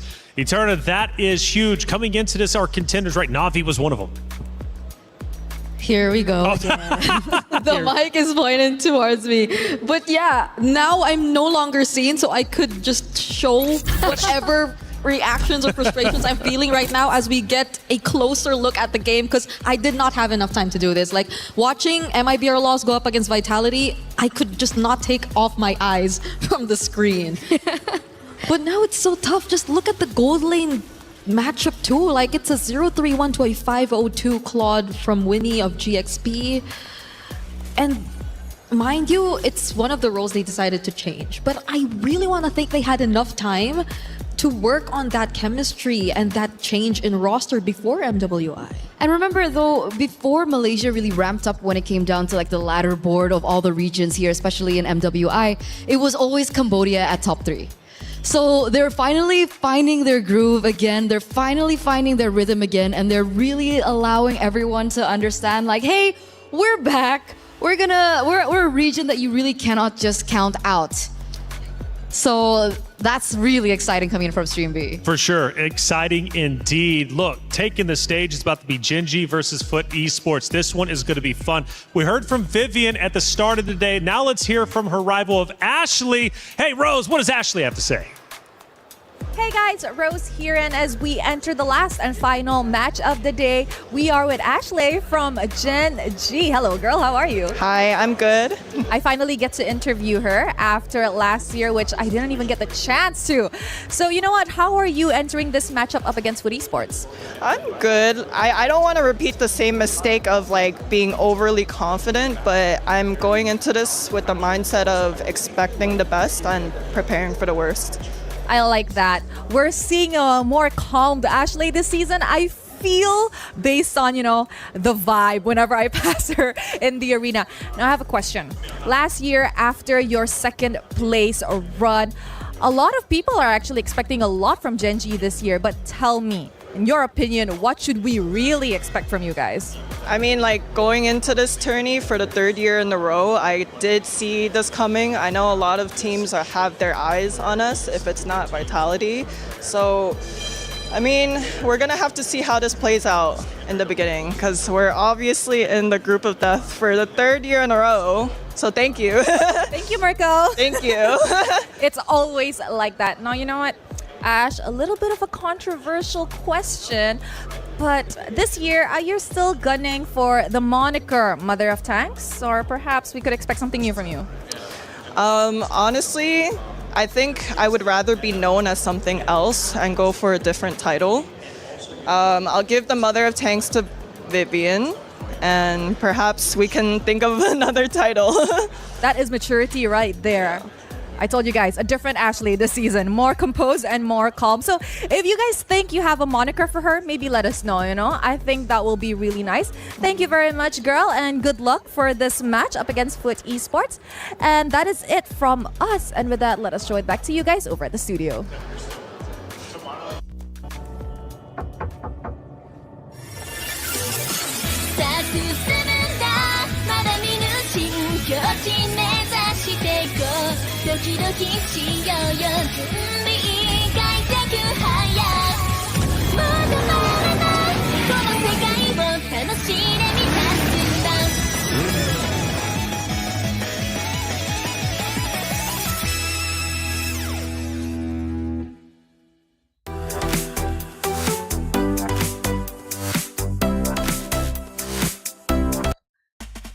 Ooh, new title. No longer the queen of the tanks. What are we going to get by the end of MWI? Hey, check it out. The brand new interactive effect for Rhino Day is now available. Check it out. Get involved. We love our new skins, stickers, and everything that you could possibly get for Rhino Day. Hey, our final matchup of the day. It's Gen G versus Foot Esports. Stage, take it away.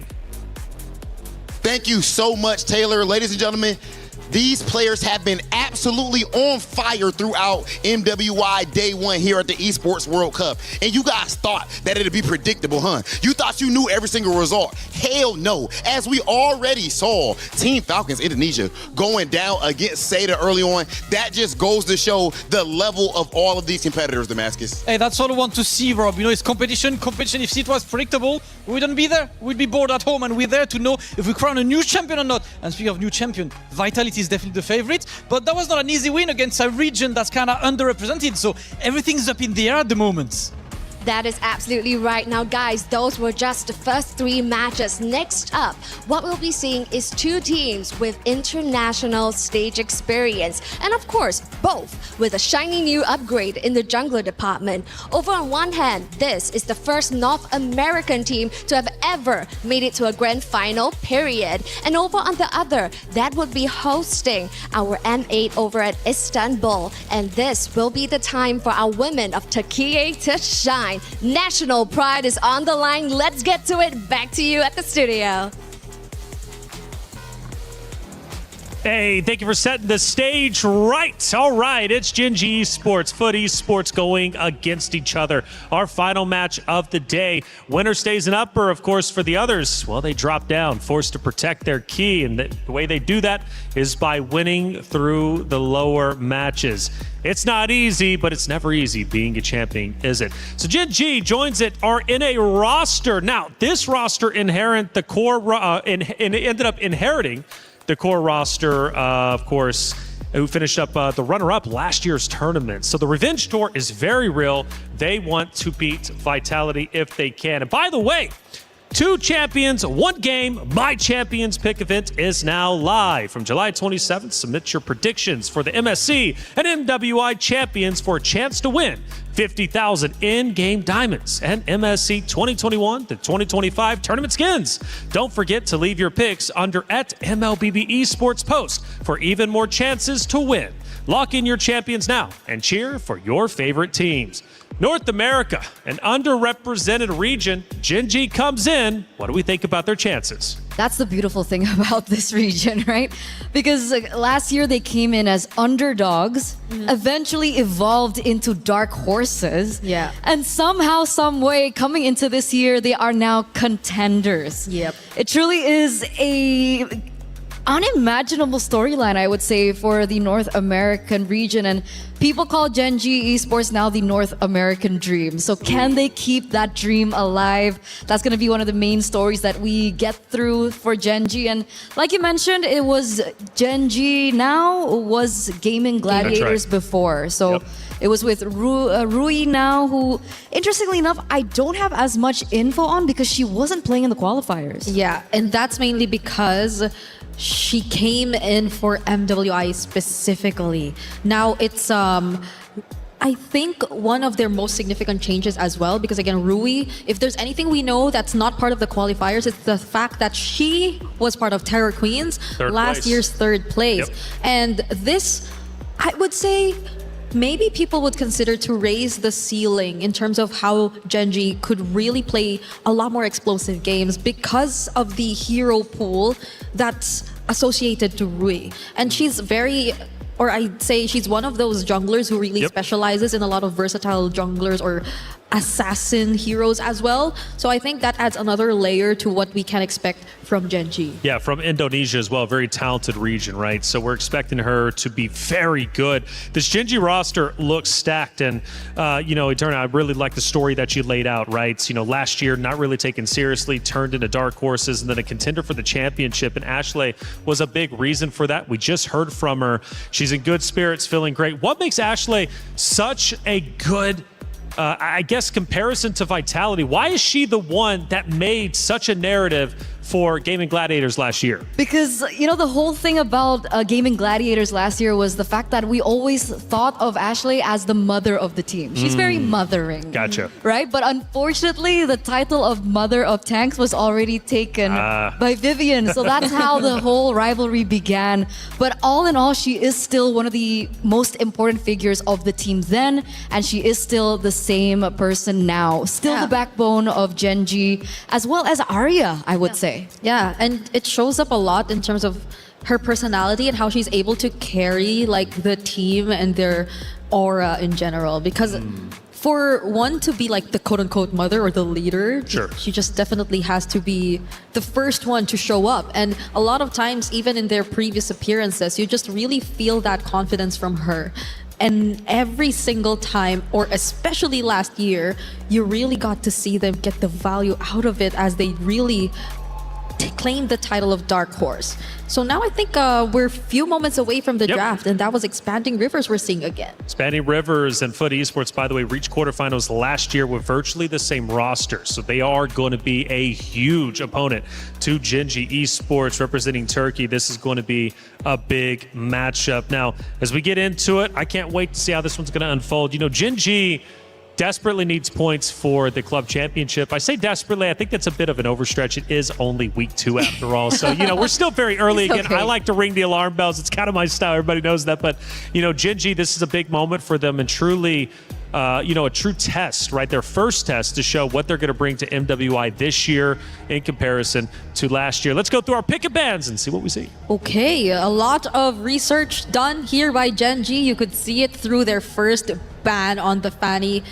Foot Esports, Kujo is one of those Fanny specialists. If we could really just count between our fingers the number of Fanny specialists who are actually part of this tournament right now. She has very high mastery of this hero and used it in the previous qualifiers. Now they're taking it away from her. Interesting though is even the Hanabi. So I guess this is really Genji showing up and making sure that they've done their homework. On the other side, though, it feels pretty standard for Foot. It seems as if they've stuck with the more common red side bans. That's the beautiful thing about being on red side and blue side, right? Blue side, you can get away with a lot more, I would say, respect bans as compared to the meta bans, because then it becomes, you know, housekeeping for red side, because obviously GG or Genji will be the ones with first pick.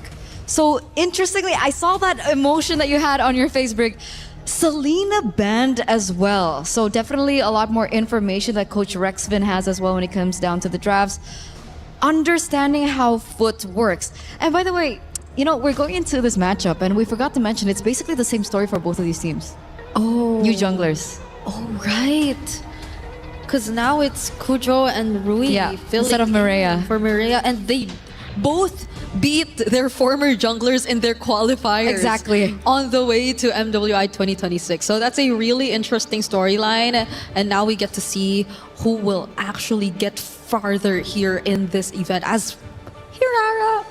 Very much expected, open, and now prioritized as first pick. Foot Esports, though, on the other hand, I wonder if they will be the more common drafters there. Is it going to be the typical Eve Claude priority here and there, or even the Atlas maybe, if they just really want to consider the power picks early on? There you go, the Atlas gets locked in, but do they pair it up immediately with one of those that we mentioned? It seems like no, they are not going to reveal much just yet. Going with the Guinevere, but at least we do know now that it's jungle Guinevere, right? Yeah, it should be. It should be jungle Guinevere. An interesting matchup. We haven't seen the Hirara up against the Guinevere just yet. Oh yeah. So I wonder how that's actually going to pan out. Who's going to be able to, you know, clear a lot faster? Who's going to rotate quicker as well? We'll see that all unfold here in game number 1 in this matchup. But we do see the instant response coming in from Genji, Valentina, and the Esmeralda. So already a very strong lane in the EXP lane. A really good way of showing how they want to play, especially when it comes down to that early stage of the game. Yeah, regardless if they do pick up the Eve, which is actually still available, not even the Ju Sin is actually still open to this point for Foot Esports. So they have a wide array of mid lane options still out there if they do want to reveal it now, but they go for their XP lane. It's a Phoveus into the Esmeralda, which I'd say is an interesting choice here for Foot Esports. We did see it earlier, though. 50-50, right? Yeah. I mean, with the buffs to Esmeralda, would you consider Esmeralda the stronger lane up against the Phoveus? If we were just to base it on this first series that we saw, there was a slight advantage that we got to see from the Esmeralda, especially in terms of rotational speed. Like, you get to secure that you are out of your lane earlier than the Phoveus, if it's just that. But at the same time, if we're looking at the amount of, or the dashes so far, it's mostly on the Valentina and Hirara. So I guess it's really that's prioritized here for this Phoveus pickup. And that makes sense, right? We do see the value of the Phoveus coming through. I think it's a really good pickup here for Foot, especially in the first few three. We're coming into the second phase of the drafts now, and we do see that the Gourd gets priority banned. So you did mention that they're trying to slim down the options of the mid laners, but what do we have left? Lilia was also a really interesting option. It did work out, a really good clear, especially in the early game. If you want to go for fast rotations, you can go for that. Zetian is still a hero that really has not surfaced. Yeah, I understand why they also took out the likes of the Gourd. You definitely would want a bit more burst damage to come in from Foot Esports, just so you could layer those setups better, because you already have like the potential combination of the spatial migration and the fatal links. But we are still looking for the damage that could complement this combo from Foot Esports so far. It's only the Phoveus that's revealed to us, and at this point, if it's burst damage that you're looking for, then yes, the Lilia you mentioned might be one of the considerations. Juicin is also out there if you just want to add another layer of crowd control too. Do you feel that the Lilia is burst though? Like, yeah, especially early game, it feels like a lot less bursty than like something that you would imagine, like something like the Farsa, you know, who's a little bit heavier when it comes to hard burst. Plus, I don't know if you want to hand over the black shoes to the Valentina as easily, because that's just going to be another escape tool that they could really utilize if the Valentina just wants to play all aggressive throughout. So I think they're taking their time for this mid lane pick, but they do end up showing us their gold lane first. It's a Harith into a potential Claude, because the Claude is still open at this point. Should be. Panda would probably consider that. Oh, I remember Panda from last year. I think one of the heroes that I still remember from her was the Granger. Unfortunately, the Granger is not as meta, but I do remember her picking up the Claude, if I'm not mistaken. And I think she was one of the standouts from Gaming Gladiators. So it is definitely a matchup that we are looking forward to, as well as it's going to be the Minotaur, which is very classic Ashley, by the way. And then the carry comes through. Okay, well, yep. Purify gold lane, and at least they have direct answers for Shred. I think the carry so far in the previous matches that we've seen her has also really managed the laning so well. Regardless of matchup, it's managed. That's why we say manage, because it's not necessarily like completely win out. But Foot Esports, for their... Okay, what's lacking? It's their gold... No, it's their mid. Yeah. It's their mid lane. I still agree. I think they need burst, right? They already have really good setups coming in from the Guinevere and the Atlas.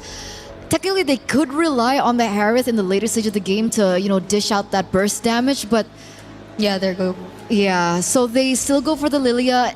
They want to be able to rotate quicker in the early game, and I feel like the Lilia plus the Atlas is going to be a potential problem for the Minotaur and the Valentina. It's interesting, though, like... Ashley on the Minotaur in their debut game, right? Like, what could have been the idea behind this? Because yes, there's sustain. I guess that's one additional layer to it. Like, you have clutch sustain, but also AoE, but you're both fighting with massive setup heroes. Well, here it is. The heroes are picked. The ladies are committed. It's Gen.G Esports versus Foot Esports for our final series of the day. The winner moves forward that much closer to going to the knockout bracket. The loser forced to fight and protect their key till the end. Athena, Gideon, take it away. Thank you so much, Reflections, here at the desk. We're already moving on to our very last series of the day, and it's one that everyone from across the world is putting their eyes upon, because this is Gen.G versus Foot Esports. it's going to be tight here, Athena. I don't know about you. We were talking about the draft earlier, but I want you to expand your mind here. What do you think about the overall comp? To be honest, here for Foot Esports, I think they got baited. They got baited? Yeah. Especially on the getting the Lilia. It was part of the plan because for Gen G, because of this Valentina pick, overall they controlled what they wanted to see or what options were left for Foot Esports. And we've mentioned the Eve, but it does in fact make sense that if they pick up the Eve, it will be more painful on their side. It could backfire, right? It's a double-edged sword here for Foot Esports. But now, looking at the mid lane prio as well here for Gen G Esports, things are quite looking good as well as the rotation. Yeah, and they managed to get a quick steal off of that. That's going to slow Ruyi down, and that's the first buff that she was not able to take. So again, the next couple of camps here aren't going to be as much gold as she would like, but at the same time, there's still the orange buff at the end of the day. Yep, and we've seen that in the first match where even though someone stole us buff, we would still be able to level 4 before the first neutral objective. Very close call there though onto Panda 1 on the bottom side. Both sides are a little nervous. They don't have Flicker. They're both using Purify, so positional mistakes can be very heavily punished. There's no get out of jail card for free. But then let's look at the top side because Unohana having a really tough time into Arya, especially on this Esmeralda. Well, gets the knock up and immediately, this might just be first blood here, but doesn't seem like they find it yet. Wait, that is the early commitment here for Foot Esports. They are willing to take the first blood. Kujo immediately for the respo. Now they transition onto getting a neutral objective. Hey, Kujo finding that first blood is exactly what this team wants. Again, get that snowball onto Guinevere. Nail yourself. Wait a minute. This could be dangerous. Right now, Sayori has an opportunity to turn this fight around, but they don't have enough damage because they don't have enough people around the area. They call this up, but look at bot side. Hardly being shoved. They already have that rotation in. I think for Gen G Esports, they were also waiting for Ashley to get her ultimate. Wasn't enough of the chain crowd control. You know, for Foot Esports, that is a very huge commitment onto that. Even the Salmon Force was activated here for Miko. Ruyi will spot on Zendaya. Black Shoes already activated. That is a big oopsie moment. But wait a minute, what's happening? They're disengaging. They allowed it to happen. They're like, you know what? We're feeling a little generous to you. You know, your name's Zendaya. I gotta make sure sending the big superstars back to their base and just know there's not going to be a second time. Yep, definitely generous game so far. Salmon Force yet again here for Miko. Not really that greedy yet here for Foot Esports. I do like the fact that they're really being careful. It was Gen G Esports from last year. We're kind of a persona more on counter punish. So for Foot Esports, they're limiting mistakes. They're limiting movements that could get them punished here from Gen G Esports. And that's my favorite thing. I love seeing professional teams just understand what the playbook is meant to be, right? A simple foundation that kind of links every single movement into the game to give it purpose. And right now, if we're talking about purpose, Gen G, I think they're waiting for a mistake coming in from Foot on the next neutral objective because we're seeing that Arya, she has full control over this top side, right? Already a quarter EXP more than Unohana, even using the ult because she knows it's on a short cooldown to get back to the wave and lose 0 EXP. And for her, it's a good thing actually. Arya is considered one of the greatest anchors for Gen G Esports. She's also one of the leaders that led them onto the grand finals run last year against Team Vitality. So it's safe to say that Arya is the one that we should also look out for later on. And now, on the expanding Rivers map, she would definitely be present once they try and contest the neutral objective from the hands of Foot. Let's see how this is going to play out because right now, Foot have first motion, right? They have the... Oh, wait. They've already opened it up. Golden reveals exactly what they want. All eyes on Arya, as I've mentioned. And now Ashley is forced to react. There's going to be a Immune Fury. 2 members knocked up here for Foot Esports. Zendaya falling down as well. Kujo goes able to jump. Arya has been removed so entirely here onto her clashes. Ruyi still alive and kicking. Dashing through the walls of their neutral objective hasn't been touched yet. But now they're following through to the chase here onto Nora and Miko. They won't succeed onto taking them down. It looks like Gen G has a very great punish there on the Foot Esports. And they're good for it. A lot of battle spells had to be used here, unfortunately. Even Ruyi losing out on her retribution. It's going to be a bit of a hard take here. They need need a reset. If not, there's an opportunity for Kujo to steal this again. And look at Genji, instantly reset. Let's move towards that mid lane and then re-engage when we have our cooldowns back up. That is exactly what you want. Observe first before you take action. And now we're observing Arya getting on to the front lines here for Foot Esports. Rui has her retry ready. Now they disengage or slowly disengage. They engage the situation. Objective first before a takedown. Sayori and Arya being careful as well, even though they have multiple escapes. And Genji Esports is on a new level of discipline here against Foot. Yeah, I gotta admit, Genji, they know the conditions that they're looking to play for. And honestly, it might bite them later in the game as Panda breaks the tier 1. They should be okay. And there you go, the Minoan Fury to disengage. Okay, that's also a save here for Ashley. They're trying to prevent their gold laner being taken down this early. Unohana, they're for a pursuit. But Sayori on their hand, copied. Going on the dark way. Wait, stop that. Hey. Okay, disengage. That's it. They just have to breathe. And while all this is happening, at least they're not missing out on important EXP and as well as gold. Rui covering not only mid, but goes straight to the top side, knowing, hey, Panda's going to be a little late there. You might as well take that wave and wait for the next one. Yep. Panda will eventually scale, so it's no big deal. They're making sure that any time they will be ready. So there isn't any idle farming moment for Rui, as you mentioned, and that will greatly benefit Panda 1 as well. As long as she isn't alone being the core damage leader there, and all is good for Genji Esports. Foot Esports on the other hand, I do like the fact that among all the games that I've casted, this is one of the most balanced yet. 6 minutes into the game, there's not a single team that's really dominant, not really one-sided at all. We see Foot Esports still trying to gauge a situation before they act on it. I feel like, again, both sides are being very respectful of each other, right? We haven't seen them really force too hard in a lot of these scenarios, and I think that at least for Gen G's side, it's very clear what they're trying to do. But Foot, on the other hand, I think it's a lot harder to determine what the play should be. As the dive commences, Unohana is in trouble. Okay, even though the Minion crew will miss out, Arya with a follow-up. Oh, Falling Star Moon will miss out. But most of the members of Foot Esports are ready to rumble. Okay, Frigid Bread already activated. But now they slowly back away. That's the strength of Genji Esports. They know when to stop. That's a huge discipline right here. The objective, leave it be. They just want things to be chill. They're just waiting for the perfect moment. If ever anyone overstays their welcome, they go for the punish. Nora as well with Frigid Bread. Arya is stoking up a lot of shields here on the Foot Esports. Sayori with the last hit. Miko on their hand, focusing on getting the turrets. But they're getting the numbers rolling here for Genji Esports. 2 members down for a turret in exchange.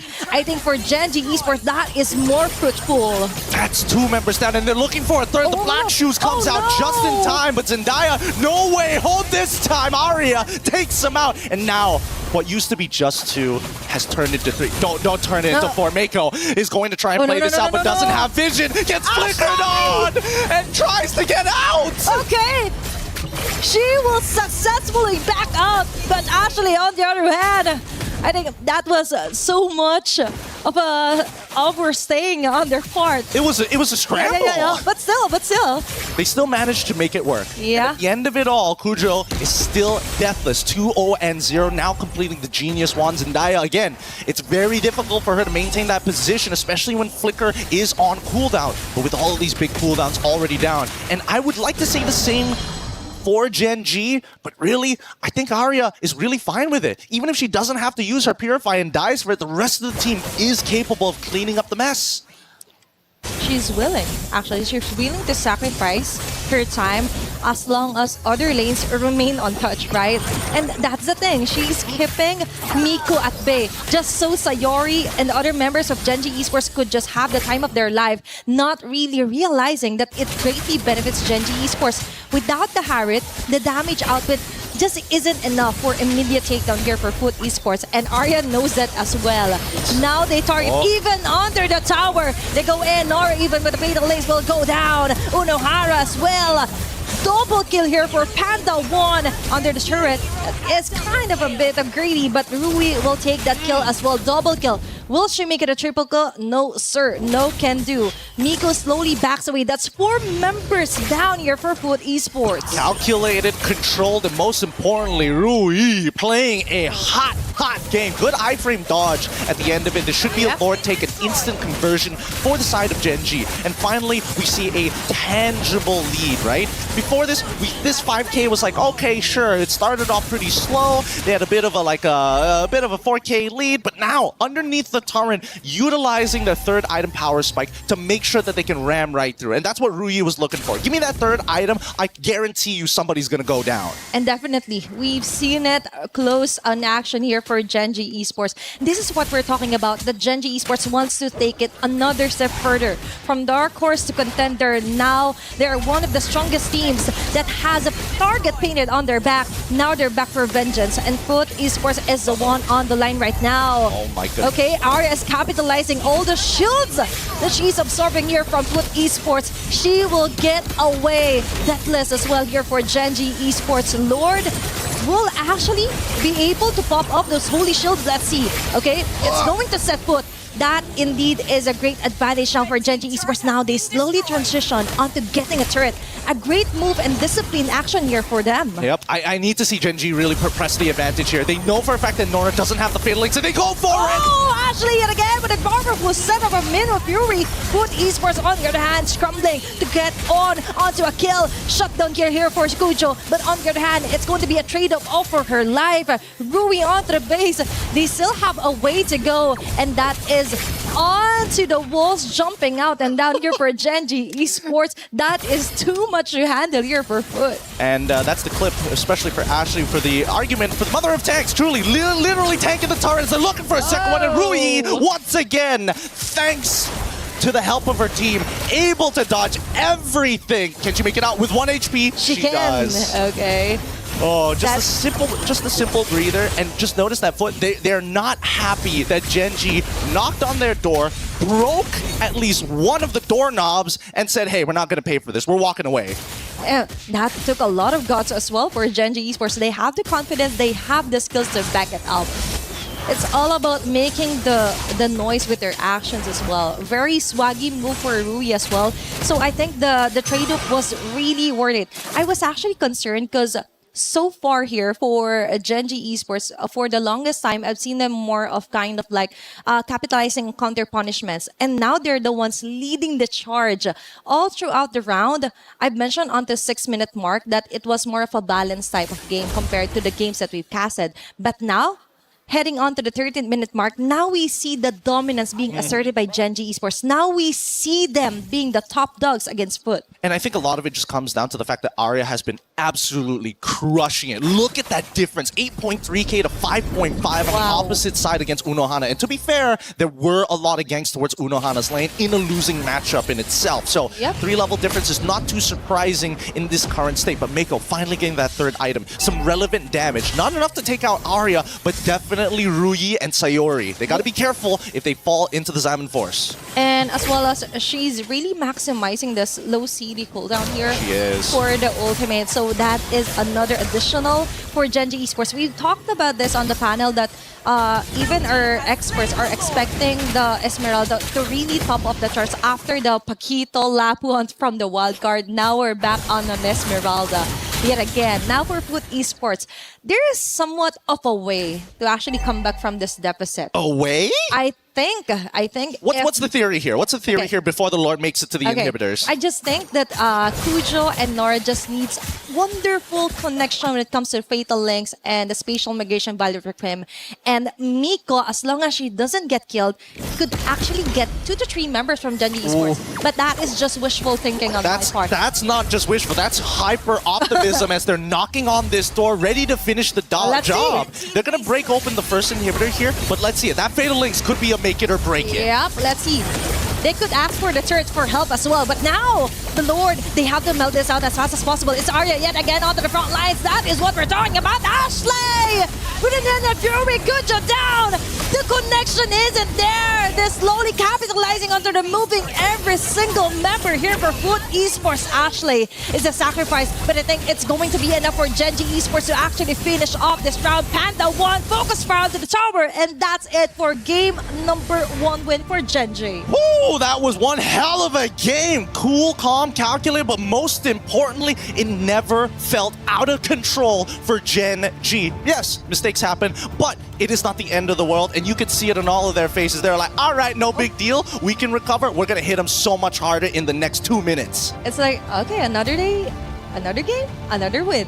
Like, very relaxed stances as well, even for Arya, Ashley as well. Super chill. They know that there's so much more competition to be had here today. So just getting one win just isn't enough. They need to win this series before we start feeling that confidence, and maybe a couple more once they make it to the playoffs. Yeah, because last year, it took what? 2 days to actually see some friendly banters and taunts. Let's see. This is just day number 1 for MWI. Hey, the one thing I can say about our beautiful ladies is the fact that they have way more personality than a large chunk of the male division here. They ain't shouting anything at anybody, but here at MWI, they show it, they put it all out on the table. With that being said, we're going to be throwing it back over to our panel right after these messages.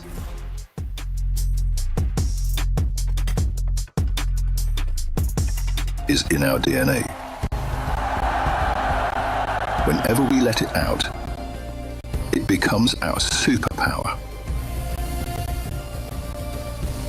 Now imagine an entire city being built to supercharge it. Kadir City, powered by play. Hey, welcome back everybody to our studio. I'm Taylor Reflection Snowball, joined by Eterna Brigida. Look, what a match it was. Gen G, though, pulling out, going big. The story behind them, second place last year. They're looking to go even further. They want to defeat whoever's in grand finals. Vitality doesn't matter.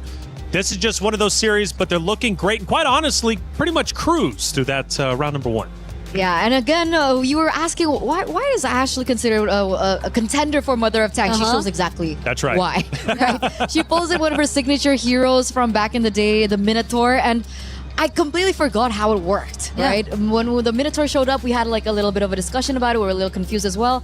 But primarily, it's similar to the Gatot Kacha, right? As soon as the Minotaur, Minoan Fury hits in, it's a really good way to disengage. So whenever they want to go in for these team fights, it's either she initiates or she disengages really well after the Fatal Links hits, or even the Guinevere finds a pick. And I think that was really beautiful connection and beautiful cover coming in from Ashley. Yeah, and the fact that it's one of the heroes who really has a lot of knockups. It's not just relying on the Minoan Fury to find those knockups, because knockups are one of the best ways to just cancel whatever happens on the map. Either an ultimate that just requires knockup to cancel, or tempo. Like, it helps so much in just stopping or slowing down whatever tempo is being set by the opposing team. And I don't think we really got to see Foot Esports establish that of their own in that entire game. Yeah, not at all right. I mean, even from a perspective of Turtles, even from perspective of map control, they just simply didn't have anything all game. They didn't necessarily play bad, it's just Gen G played even better. Hey, we got Rose on site for a Stream B update. Who's playing over there? Hey guys, Rose here live from Stream B once again. And if we look at the back, Game 1 has just concluded.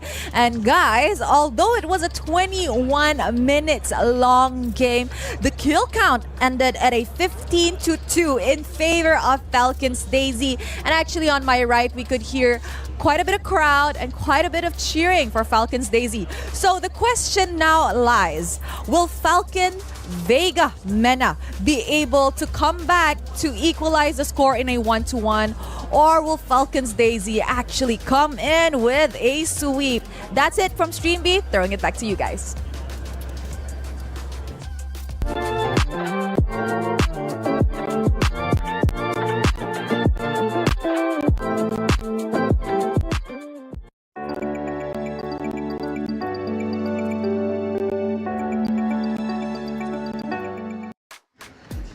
Thank you, Rose, for the update over there on Stream B. It's actually a massive update. So Falcons Mena currently down 0-1, where Falcon Daisies are up. Now, Falcon Daisies not attached to Falcons. Now, the thing about Falcons is we watched Falcons Indonesia lose a little bit earlier. They're 0-1, of course, still losers bracket, so they have a chance to come back.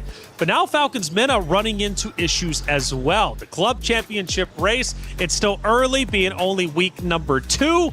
But man, Falcons cannot catch a break. Yeah, it's gonna be a very sad day for Team Falcons if ever Team Falcons Mena end up losing as well. So, and I doubt we want to end the day with all sweeps, you know? So hopefully we do get to see a game number 3 happen in Stream B, or maybe even here, you know? I wouldn't mind closing out the day with a game number 3 in our hands. I love that. I love that. It would show the more competitive things are, but why has it been sweeps? Did we expect this? I don't think we expected this. I didn't. I mean, come on. Well, then again, it's kind of hit or miss, right? This early on in the groups, you know, some of the matchups might be a little bit overpowered towards one side versus the other, but all 2-0s? That's crazy. Granted, we're not done just yet. Stream B is still playing it out. We're also still having our series here between Gen.G Esports and Foot Esports. So very much a case where we could, in fact, go to a game 3.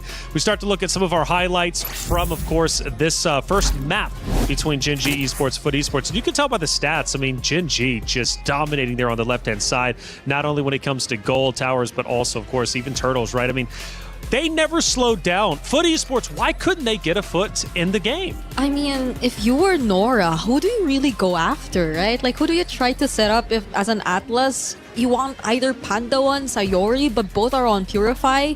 And it felt like sometimes they didn't even have to use that because Ashley and her Minoan Fury is just enough to already force the opponents out or to keep her teammates safe. So a lot of times I feel like it was just too tough to find like the right targets, because basically if you take a look at their lineup, right, it's not like they had a marksman with them. So winning team fights was crucial for them to eventually convert into structures, and that became an issue for Foot Esports in this game. Yeah, there definitely was an argument to be made that for sure, it was a little bit more difficult, I would say, right? For Foot to execute their composition. Yeah. Because technically, you have the Guinevere, you also have the Atlas, and you should be able to utilize the layering of skills to kind of bait out the Purifies. Yeah. It's not as straightforward. It can be done, but it's difficult. Yeah. So they weren't really set up for success when it came down to the drafts. Even if we looked at the matchups alone, Phobius against the Esmeralda, it looked like Arya was having a splendid time. Yeah. Mid lane control wasn't as easy as I predicted. They didn't really utilize it to their advantage. And even in the gold lane, it didn't seem like they have that much of an advantage too. Well, let's find out even deeper, or go deeper, I should say, with the analysis. One more clip to show from map number 1. And this time we're a little bit deeper. We start to attack the home. And at this point, or our base, I should say, excuse me. And Gen.G making great work, good headway pushing through. You can tell there is some resistance from Foot Esports, but it's only short-lived as they continue to push forward and ultimately, I believe, take the map number 1. Again, it wasn't really a long map number 1, was it? I mean, like around 14, 15 minutes. Gen.G just simply dominating until the very end. They had control from start to finish. You know, I would have loved to have seen Foot Esports come back and develop maybe some type of a comeback, but it didn't happen. Good news is, though, we have a fresh map about to be before us, a fresh opportunity for them to potentially fight back. I mean, after all, Turkish representation, Foot Esports has a lot of pride behind them, especially regionally based, but they're going against Gen.G, such a Titan roster. Again, second place from last year. Yeah. It was never going to be easy, but if I learned anything from that Mibr loss comeback against Vitality just a little bit ago, even though they didn't win that round, I know it's not over till it's over. Absolutely, absolutely. I mean, they technically had the drafts to do so as well, right? They had the Harith. I'm not really sure at that 14th point, did the Harith already get the power spike? It would be nice to get a little bit more insight into the itemization, but it required a lot. There was it was a specific winning condition that they had the Harith. They could actually still be able to take it to the late game, and I think Athena even mentioned it. But the gap was so far. It was a 10,000 gold deficit at that stage. So it was a very difficult to come back from situation if you were to look at it from the perspective of Foot Esports. And hopefully this time around, though, things get a bit more favorable for them if they do switch sides in the upcoming draft. Because earlier on, you also did mention a thing or two about the difference between a blue and a red side, but I feel like there won't be as much difference when it comes to the bans that are to come from Gen G, because they really feel like they did their homework. So much homework even. Barely a single meta ban that we saw from their side. They were all targeted specific bans towards the members of Foot Esports. That was the Fanny, that was the Selena, and if I'm not mistaken, one other ban which was the Hanabi, and that's, I think, not a ban you would really expect to see in the first place. Hanabi is one of the most vulnerable gold laners out there, and there's a reason why we, or more so now that the Esmeralda has been buffed up, right? Like, you wouldn't really wonder why the Hanabi was even an option, but it, again, we saw it in MIBR loss. It can happen again this time. Once you get a hold of your comforts, anything can happen. It's been fun today from the pick and bans, right? I think we've seen quite a bit of diversity, especially game number one. That kind of opened it up wide. The Hirara still coming into play, having a bit of an impact. We know that buff obviously had a tremendous impact as a whole. Esmeralda has been, I want to say, one of the more impactful heroes of the day, especially in terms of our narratives. I've had a good time learning about MLBB. The MWI has been truly phenomenal so far. And well, for Gen G, they're looking to close out today with a 2-0 series count, push forward into the brackets or their group respectively, and then ultimately make it into the knockout stage. They clap, supportive. For them, this is just one stop along the road to grand finals. That's where they want to be. That's where they want to go. Of course, Foot Esports does as well, but they've got to try and come back. And if they can do so, this series might get a little bit crazy. And speaking of crazy, I'm hearing Rose, Damascus, Hollywood, Rob TV were playing basketball or something. What were they doing? Let's check it out. Hey guys, Rose here. Right now we are at the basketball arena over at the Expo area in the EWC 2026, and right now I have 3 lads behind me and 1 beside me because they will be playing basketball. So they're gonna try to shoot one from the nearest, middle, and the longest shot. Everybody gets 3 tries, and we are gonna start with Hollywood Rob TV. Let's go, man. Okay, guys, how do we think this is gonna go? I mean, that's my it's God, not the best start, is it? That's not I did better than him. That's not a good start. Okay, middle. Okay, not bad. So he got 1.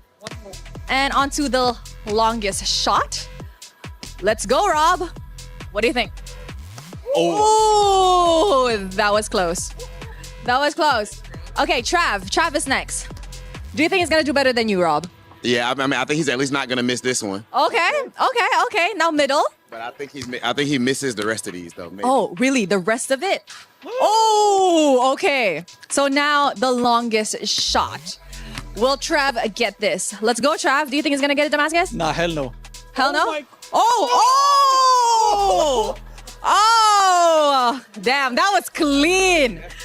That was good, Trav. So of course, with that, it's Damascus' turn. Let's go, Damascus. Are we getting it? Do you think he's gonna beat your score? 3 out of 3. I mean, it's 1 for 3 so far, so he's not looking too bad. 1 for 3. On to the middle one. Let's go.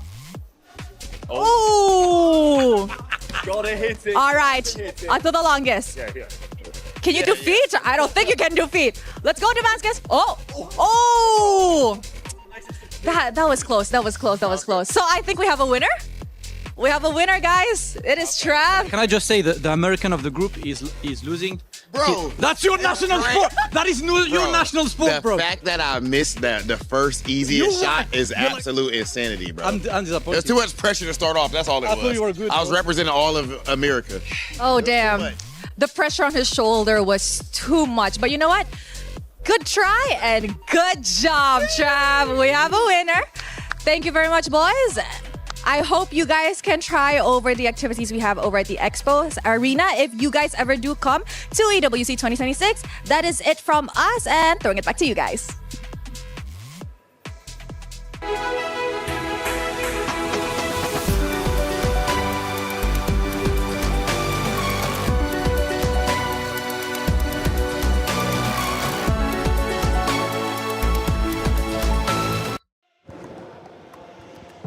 Bro, Rob, what are you doing, bro? You're embarrassing, dude. You let the Englishman beat you? That's not even his sport. That's not even his sport. He plays something like football or something, bro. Rob, we got to do that. Run it back again. Damascus, that second shot was bad, bro. But you know what? You did better than Rob. We got to have a conversation after this. Hey, check it out. About to hop into map number 2. We head back to the stage. It's Gen G Esports versus Foot Esports. Now, these two lady teams are ready to get it started once again. Gen G Esports, though, cool, calm, and collected. They dominated that first map. They're not looking like they're letting anything go. All gas, no brakes. Foot Esports, let's get real about them. What do they need to do to come back? Because this is not going to be easy. They've got to potentially throw something out there that maybe we're not expecting. First of all, they need to reset. Yeah. Right? They need to take a breather, go do fun stuff for a bit. I think Like basketball? Like basketball. And I'm pretty sure they're gonna beat Rob as well. Okay. I think I can even beat Rob, but Hey, the three of us should try it next time. yeah, let's do it after this. After those shots, I think both of you would be just fine. Exactly. I hope he's hearing this. In all 100%. seriousness, they look kind of tense. Yes, Right? yeah. We're looking at the stage right now and they look a little bit tense. So I hope they got the chance to reset even for, a few minutes backstage and they go back to the drawing board. But you did mention about side selection and we do see the change of sides. Is this the start of what Foot really needs? They left the Fanny open for Foot Esports. Hey, we haven't seen a Fanny game, even wildcards. Not at all, but the Freya seems to be a higher priority for Foot Esports, at least in this scenario. They want to keep it safe. They have to still check if it will indeed be feasible enough to bring out a Fanny in this scenario, because even then, it's such a comfort pick for Foot Esports for Kujo, but you cannot take away the fact that there could just be countless of counters to that specific hero. Gen Z, or Gen Z, why did I say Gen Z? You're Gen Z. Oh, we're Gen Z. Gen G, right now. I think a lot of the other power picks are also still up there. They still can go for the Atlas. That worked wonders for them in game number 1, if ever they do want to. Another option earlier on, I think they could pair it with the Esmeralda. Right, that was the option, or that was the pick that they went for, but they're changing it this time. They're actually going for a Valentina and Eterna. I think slowly the blind Valentina picks are working for those who are actually picking it up. Disagree. Depends on pilot. Disagree depends on pilot and how the enemy... It depends on the user. Yes, and also how the enemy drafts around it. Okay, in certain situations, if you are a Valentina, if you are able to see what is the best ult in which scenario, yes, Yeah. I agree, the Valentina is very powerful. But other than that, I don't see the value. But you do make a good point. The Valentina has risen in popularity lately. And we do see the insta response in the Cho as well as the Alice. Now, the Cho was a hero that I was expecting to come out earlier on, but it finally sees the light of day here. The big question is why? Are they setting up for a Fanny? You think so? Or because so far we're seeing like 2 fighters and they have a most likely Freya Gold and an Alice in the EXP lane. So that makes you think if they're setting up for a damaged jungler or if they have other plans in mind, unless they really want to stick for utility and just go hard carry. Because I've seen teams in qualifiers actually put the Alice in jungle, but I don't think this region is one of them. So there is still a very high chance that the Freya and Alice are going side for Foot Esports. And Gen G, great response, pick up the carry just so they already have enough shred to deal with these threats. Yeah, Freya and the Alice is something that the carry really needs to deal with. Along your note about the Fanny, I do still think it depends on what the bans coming in from Foot are. If we see a ban of like a Moskov or something of that sort, it definitely is looking that particular way. Okay. So do GG instead want to try and ban it out here in the first phase, rather second phase? Yeah. They're taking their time right now. We're seeing Gen G ban out their options first. There you go. So seeing the double fighter setup already revealed to us, they already took out one of the potential damaged junglers that are still up there, and that's the Yi Sun Shin. So in a way, they're also narrowing down the options. I'm not sure if Gen G themselves would also just rather take out the possibility of a Fanny all in all, but the way it's looking right now, it seems like it's really on the jungle target. And for Foot Esports, you also don't know what the jungler is for Genji just yet. They take out the Belleric though, because even so, you also don't know what Ashley is actually going to go for. Do they want to respect ban the Minotaur? Is my question. Minotaur into the Alice Frey. Okay, at this point, I think these first 3 picks that Foot Esports showed us are picks that would just not care about the Minotaur whatever happens. Like, they could just keep running through the Minotaur, so I guess they would probably not mind letting it through. What? Even the Ling gets taken out. They're diving deep. So they're going deep into the hero pool here. So they're really leaving the Fanny open. But we, again, cannot say for sure. It's a Belleric ban. Is a Belleric actually a counter to the Fanny? Or is it like... Well, it's great for heroes that want to dive. So I'm thinking about heroes like Nolan. Yeah. Right? If they want to go for Nolan, it's not going to be as easy if the Belleric was on board, which is why they go for the ban towards it. Other than that, it's not related to the Belleric, but I still think the Hayabusa is also an option for them to pick up as well. But they're the ones to actually ban the Nolan out. Considering they are on blue side, they aren't going to get first pick in the second phase. So maybe they're picking up that Rui is also really good with her assassins. So that's definitely a possibility for the Nolan pick to actually show up for Genji. Okay, we're down to the jungler picks for both sides, and as well as the roam for Genji and the mid lane option for Foot Esports. So we're looking for a roam and jungler. I think at this point, if they just really want to lock in whatever power pick is left, but if you think about it, what is left? They can afford to maybe go a bit more on utility, as I was supposed to say, because they still have like a marksman in the gold lane, and there you have it. It is going to be an Akai. And the Mathilda is actually still open too if they want to go for that pairing still. Yeah, definitely an option that you can still go for here for Genji. But for Foot, they have to decide here and now. Up against the Akai, what do you think would be an option to utilize? The Akai with the heavy spin, despite, you know, the nerfs towards, it hasn't been as easy against the Akai. And yes, I agree. Definitely not the Fanny. Really difficult to get in through the objectives. Unless they want to go for kill pressure, just full-on kill pressure. Okay. So if they wanted to just match it... What? Barat's without the Matilda. It's a Barat's Cho. Well, again, Barat's into the Akai, a more common matchup. We've seen it happen even in wild cards, but it does not in any way together with the Mathilda. Okay, and the damage department. When it comes down to neutral objective takes, the Barats has kind of an upper edge because of his ult against the heavy spin, right? Yeah. It's just the minus is that it's really, really slow. A lot of them have crowd control. A lot of them can just keep running through the members of Genji, but how systematic can you get with this very brawly all-fighter composition that Foot Esports decided to field out? And Genji, not a Mathilda even on the list. It's a Minotaur comfort pick the second time around for Ashley. So just imagine how messy the team fights could be. These are all fighters we're looking at.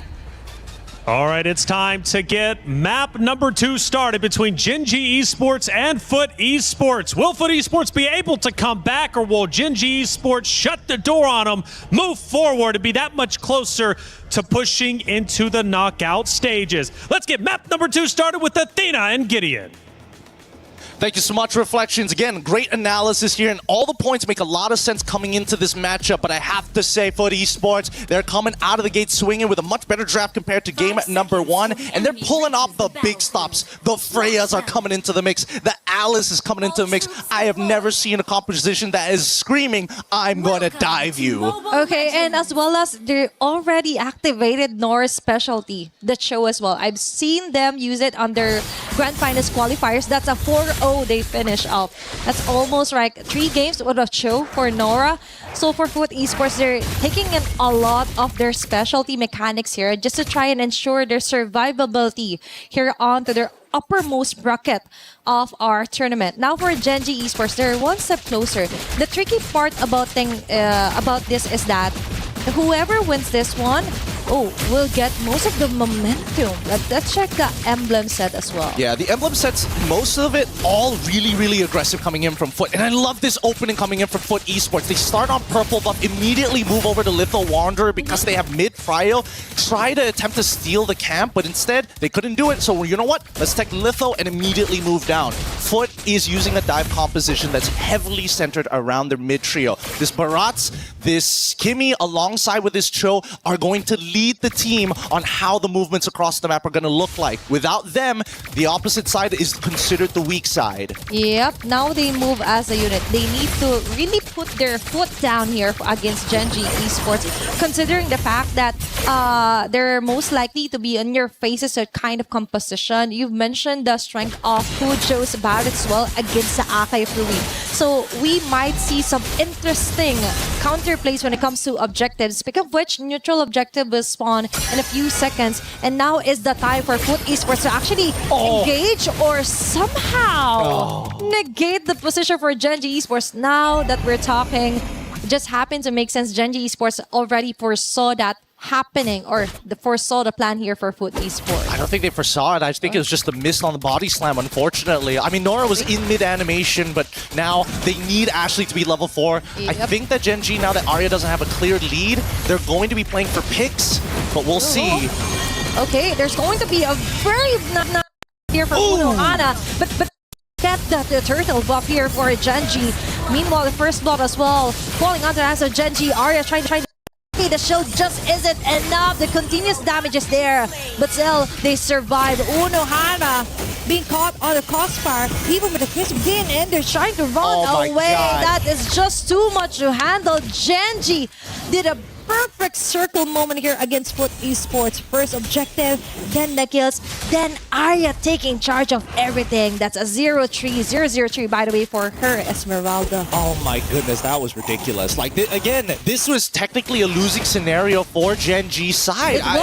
It was such a great engagement coming in from Unohana, already catching on to 4 of the members, but the composure from Rui to wait until the very last second to combine her heavy spin to break out of the crowd control and then get the retribution down, completely 180 the entire scenario. Now, not only did they win the team fight, they also get the turtle. And Gen.G, they're not scared to fight. Okay, now they commit the victory here for Ashley. The team members caught on here with a wave of dragon connected onto Ashley. He likes that. She likes that attention. Now it alleviates some of those damages here for Gen.G Esports. Now the chase down is on Sayori onto Zendaya. She will not survive with a chase down here for Gen.G Esports. Now they change targets. Unohana yet again. But still for Gen.G, is it worth it to take the time to actually torn it down? They're like, no, let's just focus on Nova and preventing them from really go with the freedom of just capitalizing farming up here on the map. Nico, other hand, has other plans here, chasing down Rui still. I think for Gen.G Esports, they could just commit on this one if they want to. They can commit a lot, actually, but I think Gen.G have bigger sights in mind, like the turtle that's about to spawn in about 6 seconds. Keep in mind, big battle spells are gone. Ashley can't just freely engage upon their targets. They will have to play a more defensive style, as we see the mid lane getting contested by Arya and Urohara. Blown early, force out that ult. Okay, Arya is doing a great job in preventing another repeat of what Unohana did. So now Unohana is forced to just regen some of her HP before actually committing onto any clashes here for Gen.G Esports. Unohana under the front, Crimson Lead activated. Let's see if they will be able to throw down Arya. But still, it's just like a tickle onto her. Another! Sean the throwing onto team members, but the follow-up just isn't there yet. Now Miko jumps in. Oh my God! What a mistake on their part! There wasn't anyone from Foot Esports to actually tank some of those damages. She just dove straight into the line of fire of Gen.G Esports. This is starting to get a little uncomfortable. Gen.G, they don't have to do much to deal with this dive composition because they're so well suited to deal with the counter engages. Foot's execution needs to be crystal, needs to be perfect. No opportunities must be given over to Gen.G's side. That was too much of a risk here for Miko. For me, that was a question mark. Yeah, Unohana actually has a great vantage point with the Throne of Wind, but to jump inside the turtle pit with no one in the vicinity to help you tank up some of the damages. Just wild here for Foot Esports. But still, for Gen.G Esports, an early established lead compared to Game 1. Almost 6 minutes in, now they have 3k gold lead, and it's not stopping there. Even on the positioning, look at Arya. There's no woman here from Foot Esports that could stop this girl, and now they got their sights onto the mid lane. Kuja as well with the rockets will miss out most of the targets. Instead, she gets a lot of damage from Gen.G Esports. I'm losing my mind here. Zendaya is getting zoned out from every little bit of EXP. She is literally 2 levels down on Sayori. And now we see the Throne of Ruin come down from Uruhara. It's a guaranteed kill here. It is! What can you even do? Plus the recall from Ashley. You gotta make sure you are putting your mark on your opponents right now. But Foot, I don't think it's completely over for them just yet. Mako has time to scale, but they need to rechange. They gotta change the way they think about this composition. Yep. Yes, it is a dive composition, but every composition needs one thing, and that's an anchor. Unfortunately, it's not Nora. Definitely not, because Arya is always on her face, right? And that isn't what you want if you want a new perspective here for Foot Esports. A way to do it is actually just focus on farming and slow down the pace.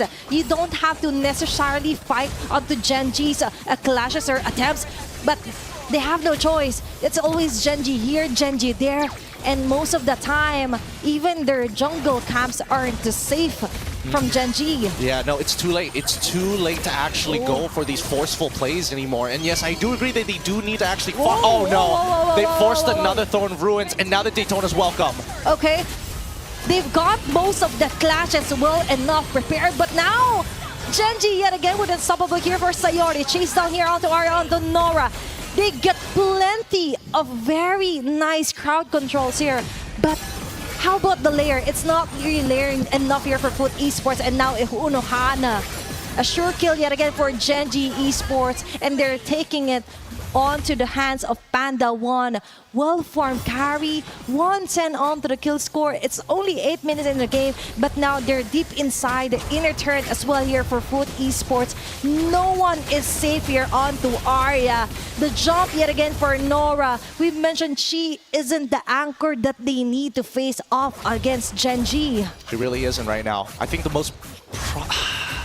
I don't want to make as big assumptions, but in my mind, the ideal situation for Foot, Zendaya is your main anchor. You got to play around Zendaya. She is not exactly the most mobile once the hover packs are down. So that means everybody else either has to play for peel or counter engage. And unfortunately, Unohana is at a point in the game where really hard engaging into the backline may not necessarily be good unless you get a trade in ultimates from Gen.G. In this case, it's got to be that Minoan Fury. Ashley has been doing a lot. Sayori as well doesn't really need to go above and beyond because Ashley's already doing so much work. Ruyi, in particular, very dangerous, but at the same time, she's playing selfishly. I'm only going to use my ult to either catch somebody or secure the neutrals because everybody else is doing their jobs. If it works, right? They're not literally changing anything. They just stick to what worked best, which is a kind of repeat of what Ashley and Sayori is doing. A bonus part is that Arya doesn't even have to be in the clashes because now for Gen.G Esports, they want to take on another member here for Foot Esports. Cert on the other hand, Sayori falling down. That is the shutdown that they want, but at what cost? That was an instant double kill here for Gen.G Esports. We mentioned Zendaya needs to take a better job at targeting members of Gen.G Esports, but that doesn't mean that you have to necessarily sacrifice some of your front runners here for Foot Esports. Nah, it's that early game. It's because of all the damage she took in the early 2 mid stages of the game that she's so slow to actually scale up. She's 3 levels down at this point, 2 levels, and finally gets the Divine Glaive. But I gotta give it to Gen.G. A lot of their setups are very high level here. They send their one member, they have the follow-up ready to go. They even know how to force scenarios underneath the turret while it is low, so it gives you a false sense of hope. Oh, we have a tower, but really it's just one auto away. Yep. And Sayori actually is doing a great job onto what ultimate should be copied, right? Just to try and complement what Rui or Ashley, vice versa, could start off with a clash. Now they've got a Lord. That was a fairly easy Lord to take here for Gen.G Esports because what matters is that no one from Foot Esports is safe to actually farm up most of the time the plan B is to just farm onto the other side of the map. But that isn't happening because every side of the map there's an Arya always taking charge. That's 5 women chasing her down.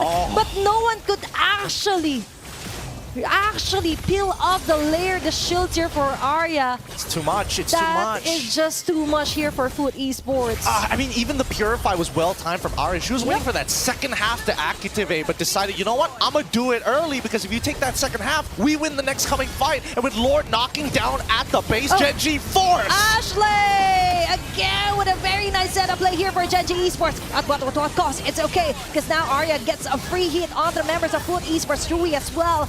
No, front runners are down. Nor the setter is alive. No, not indeed, because Gen.G Esports is locking their eyes onto the base. It's another 2-0 for today. Ooh, a day of sweeps here on Stream A, but Gen.G take another win.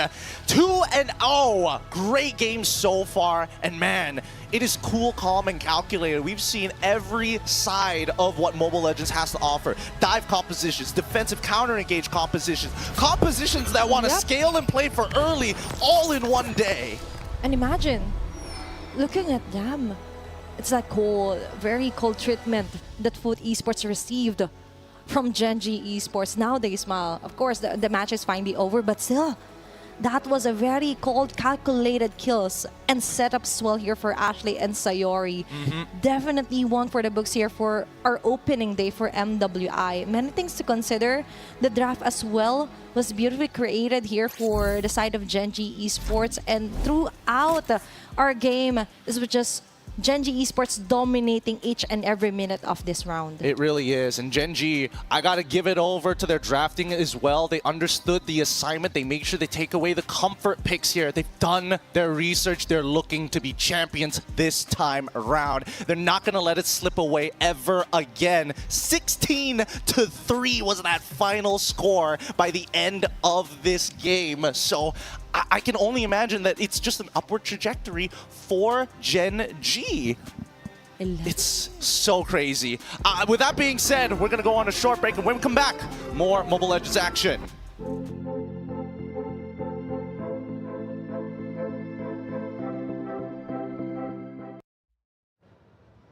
Another great series, but another 2-0. Gen.G walks through Foot Esports, take the series with confidence, and you know what? They look great. They really do. Again, a team that got second place last year, looking to go even further.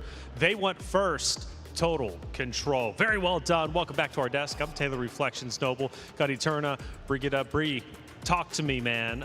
Great series overall as a whole. Gen.G, I want to say, you know, Vitality was truly impressive. I think Gen.G looked to be the most in control out of all the series today. Yep, their 2 games felt like very cleanly executed games for this entire series. And I must say, I cannot process the fact that they got the Esmeralda for 2 games straight and had such an easy time with it for the entire series too. Because they also had the carry in game number 2. Like, there were no direct answers to the Esmeralda whatsoever. Not like it was the only thing you needed to answer in Gen.G's lineup, but also the fact like they didn't need to change much. They were always on the Minotaur. They were always on the Esmeralda.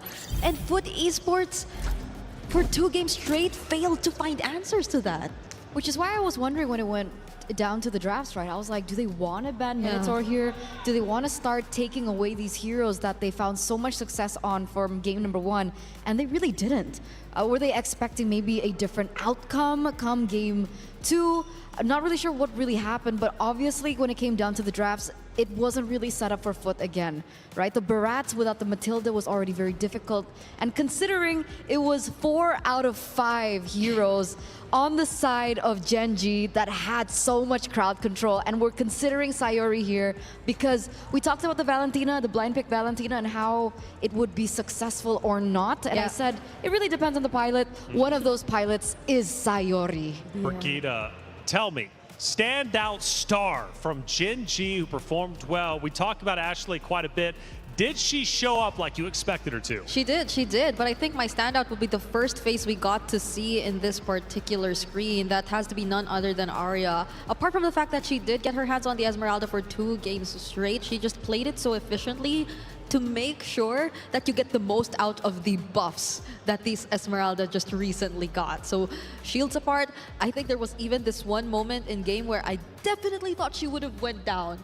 But she survived just with a single skill 1, and the team fight extended even further, and I think that's where an Esmeralda thrives. So when it keeps extending, Foot, yes, they had a lot of fighters, but it also felt like they were a bit too spread out. I could recall the Freya trying to go in from the backlines countless times, but even then, it felt like she put herself in danger even more.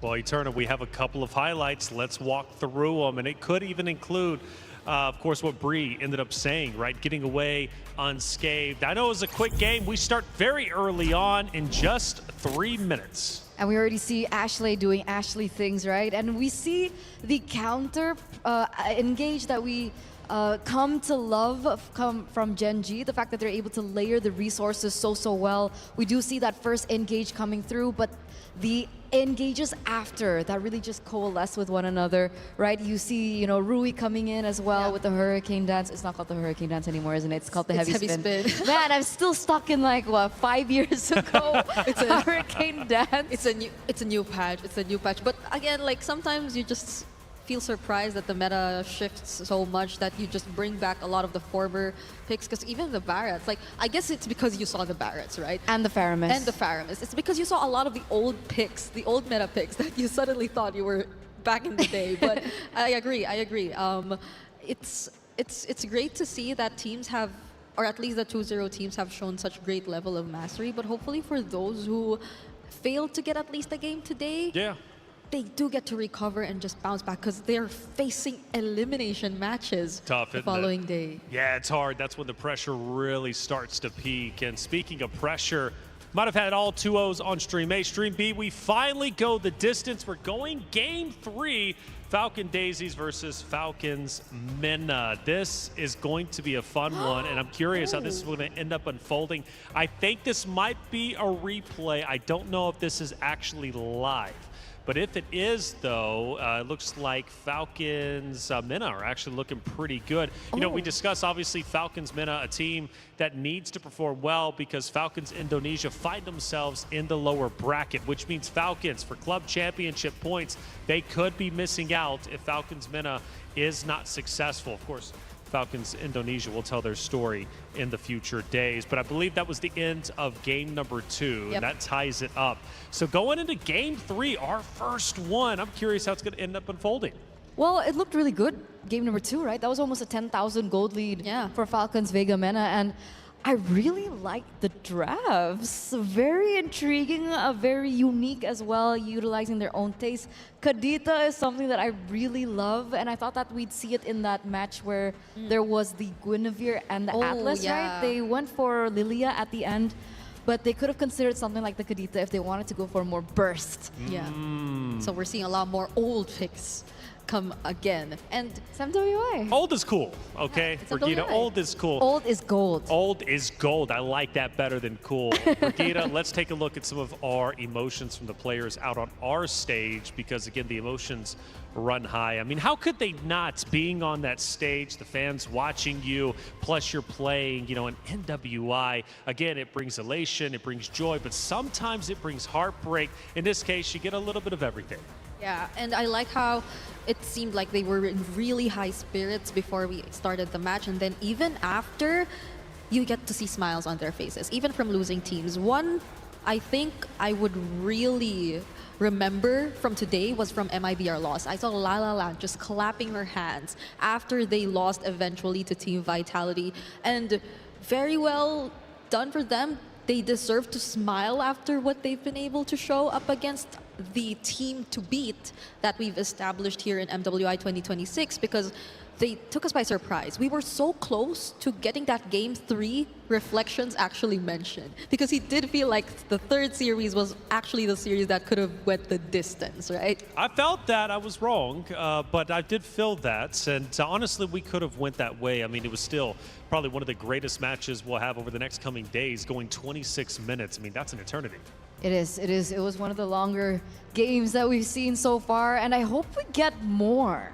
Right, because the longer the games go, it means that that's the closer things are getting as well when it comes down to the competition. And we've seen certain regions dominate here at MWI for so long. Finally seeing things level up and having that being like the growth and the entire landscape of things, it's really nice because like we've been following the female scene for so long, and we finally get to see a lot of these regions out there really develop. Absolutely. And speaking of developing Vitality, questions were, are they coming in as the champions we once knew, or are they going to be coming in a little bit lackluster, maybe weaker?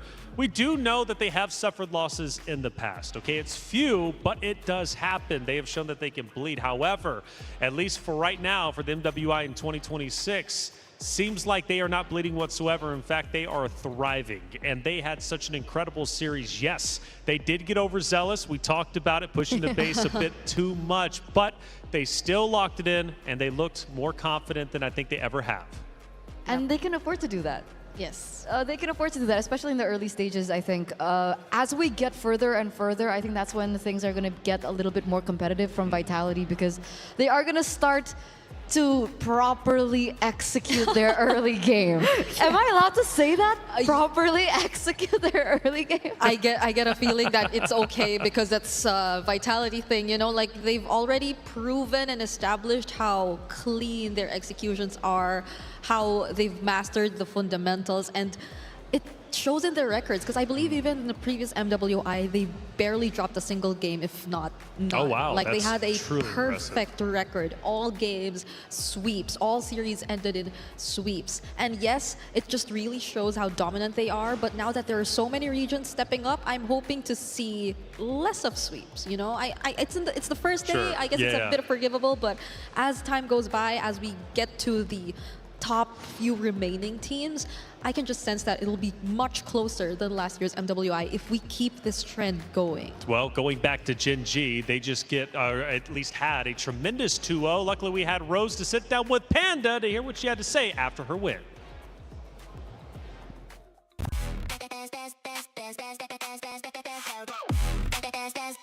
We book Esports World Cup up.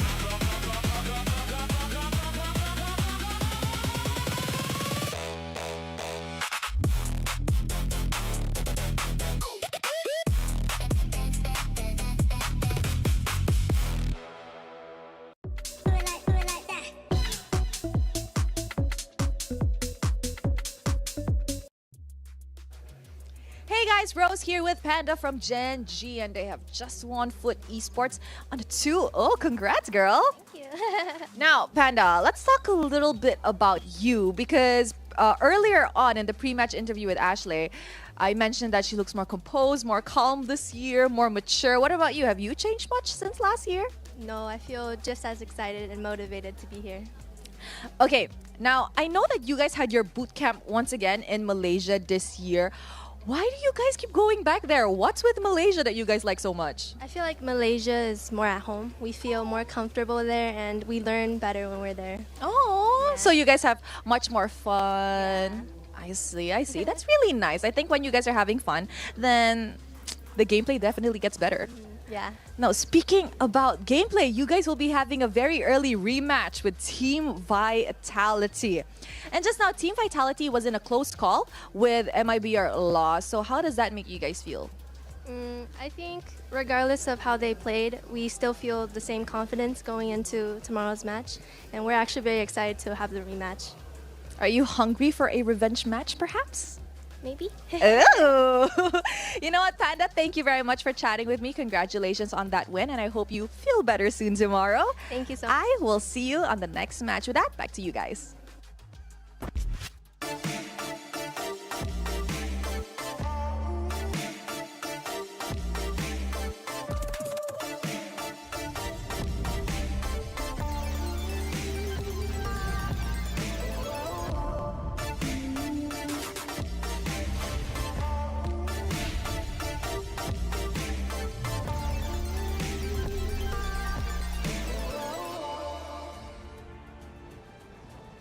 Thank you, Rose, for that great interview. Nice to hear Panda, giving us some insight, choosing to train in Malaysia because it just feels like home. That's where they feel they learn the best. But more importantly, Rose asked, Panda, do you still feel motivated like you did last year when you got second place to Vitality? And she says, well, even more so than before, right?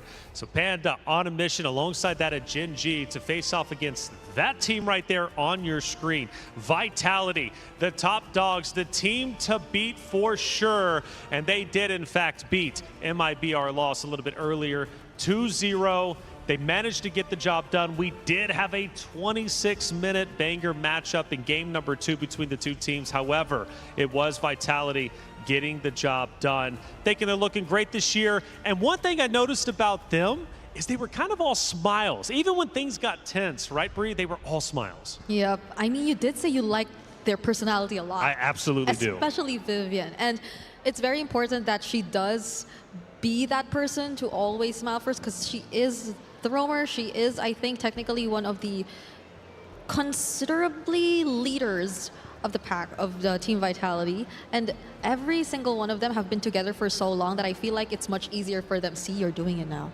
Umi did it first. Okay. What is she doing? What's she do? The 6-7. Oh, gosh. Oh my gosh. Is that going to be a Reflections is so tiring. Because I said at the beginning of the show, I feel like I'm the one responsible for this, or else you guys wouldn't even been thinking about it. Let's start walking through our bracket, starting with Group A. It was an exciting day for sure, and plenty of great matches ended up unfolding. Do have a message for you, however. During the pre-show, the bracket for Group B was displayed incorrectly. The previous bracket graphic was displayed in order of matches played by match start time and not on the correct order. The teams have been drawn into the bracket. Team Vitality plays the winner of Gen G versus Foot. In this case, it would be Gen G.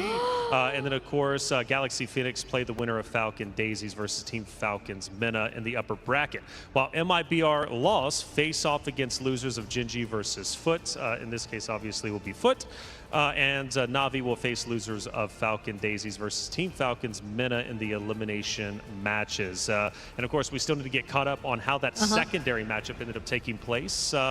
And as we take a look, that bottom one still tied up 1-1. So you're going to have to catch that over on Stream B to see how that Game 3 ends up unfolding. Hey, it's true. It's happening. It's happening. Oh my goodness. We get the rematch of the grand finals of MWI 2025 early. Is this tomorrow or is this on Wednesday? Because I have to mentally prepare myself for wherever it is. We'll figure it out. We'll figure it out because today it's a relatively short day. I mean, after all, we had a lot of 2-0s. Again, Stream B is still live, okay? That matchup is still taking place. But what a start to MWI. Surprises and upsets already taking place, and it's not going to end here. We have 4 more days of action to get through. And as you take a look, obviously, this is going to be that matchup taking place on Stream B. Falcon Daisies versus Falcons Mena. And right now it's at the start. We're just a couple minutes in and it's pretty close. 2 minutes? Am I saying this right? It's just 2 minutes. And things are looking really close, as you would expect from a team that's dragged the series all the way to Game 3. Carmilla Jungle. Wait. So we saw a few Carmilla bans earlier on. Was it signifying Carmilla Jungle ban? No way. Because this was something I believe even Team Indonesia in the Asian Games qualifiers have been trying to pull off. Wow. Well, that's very exciting to see. Brigida Eterna, looks like we're going to have to end here, though. No! Yeah, we're going to pull it up because Stream B is still going on. Check it out if you haven't already. But for Stream A, we are done for today. But don't you worry, we're coming back tomorrow. Plenty of action to take place. The ladies will be kitted back up on that stage for MWI Day 2.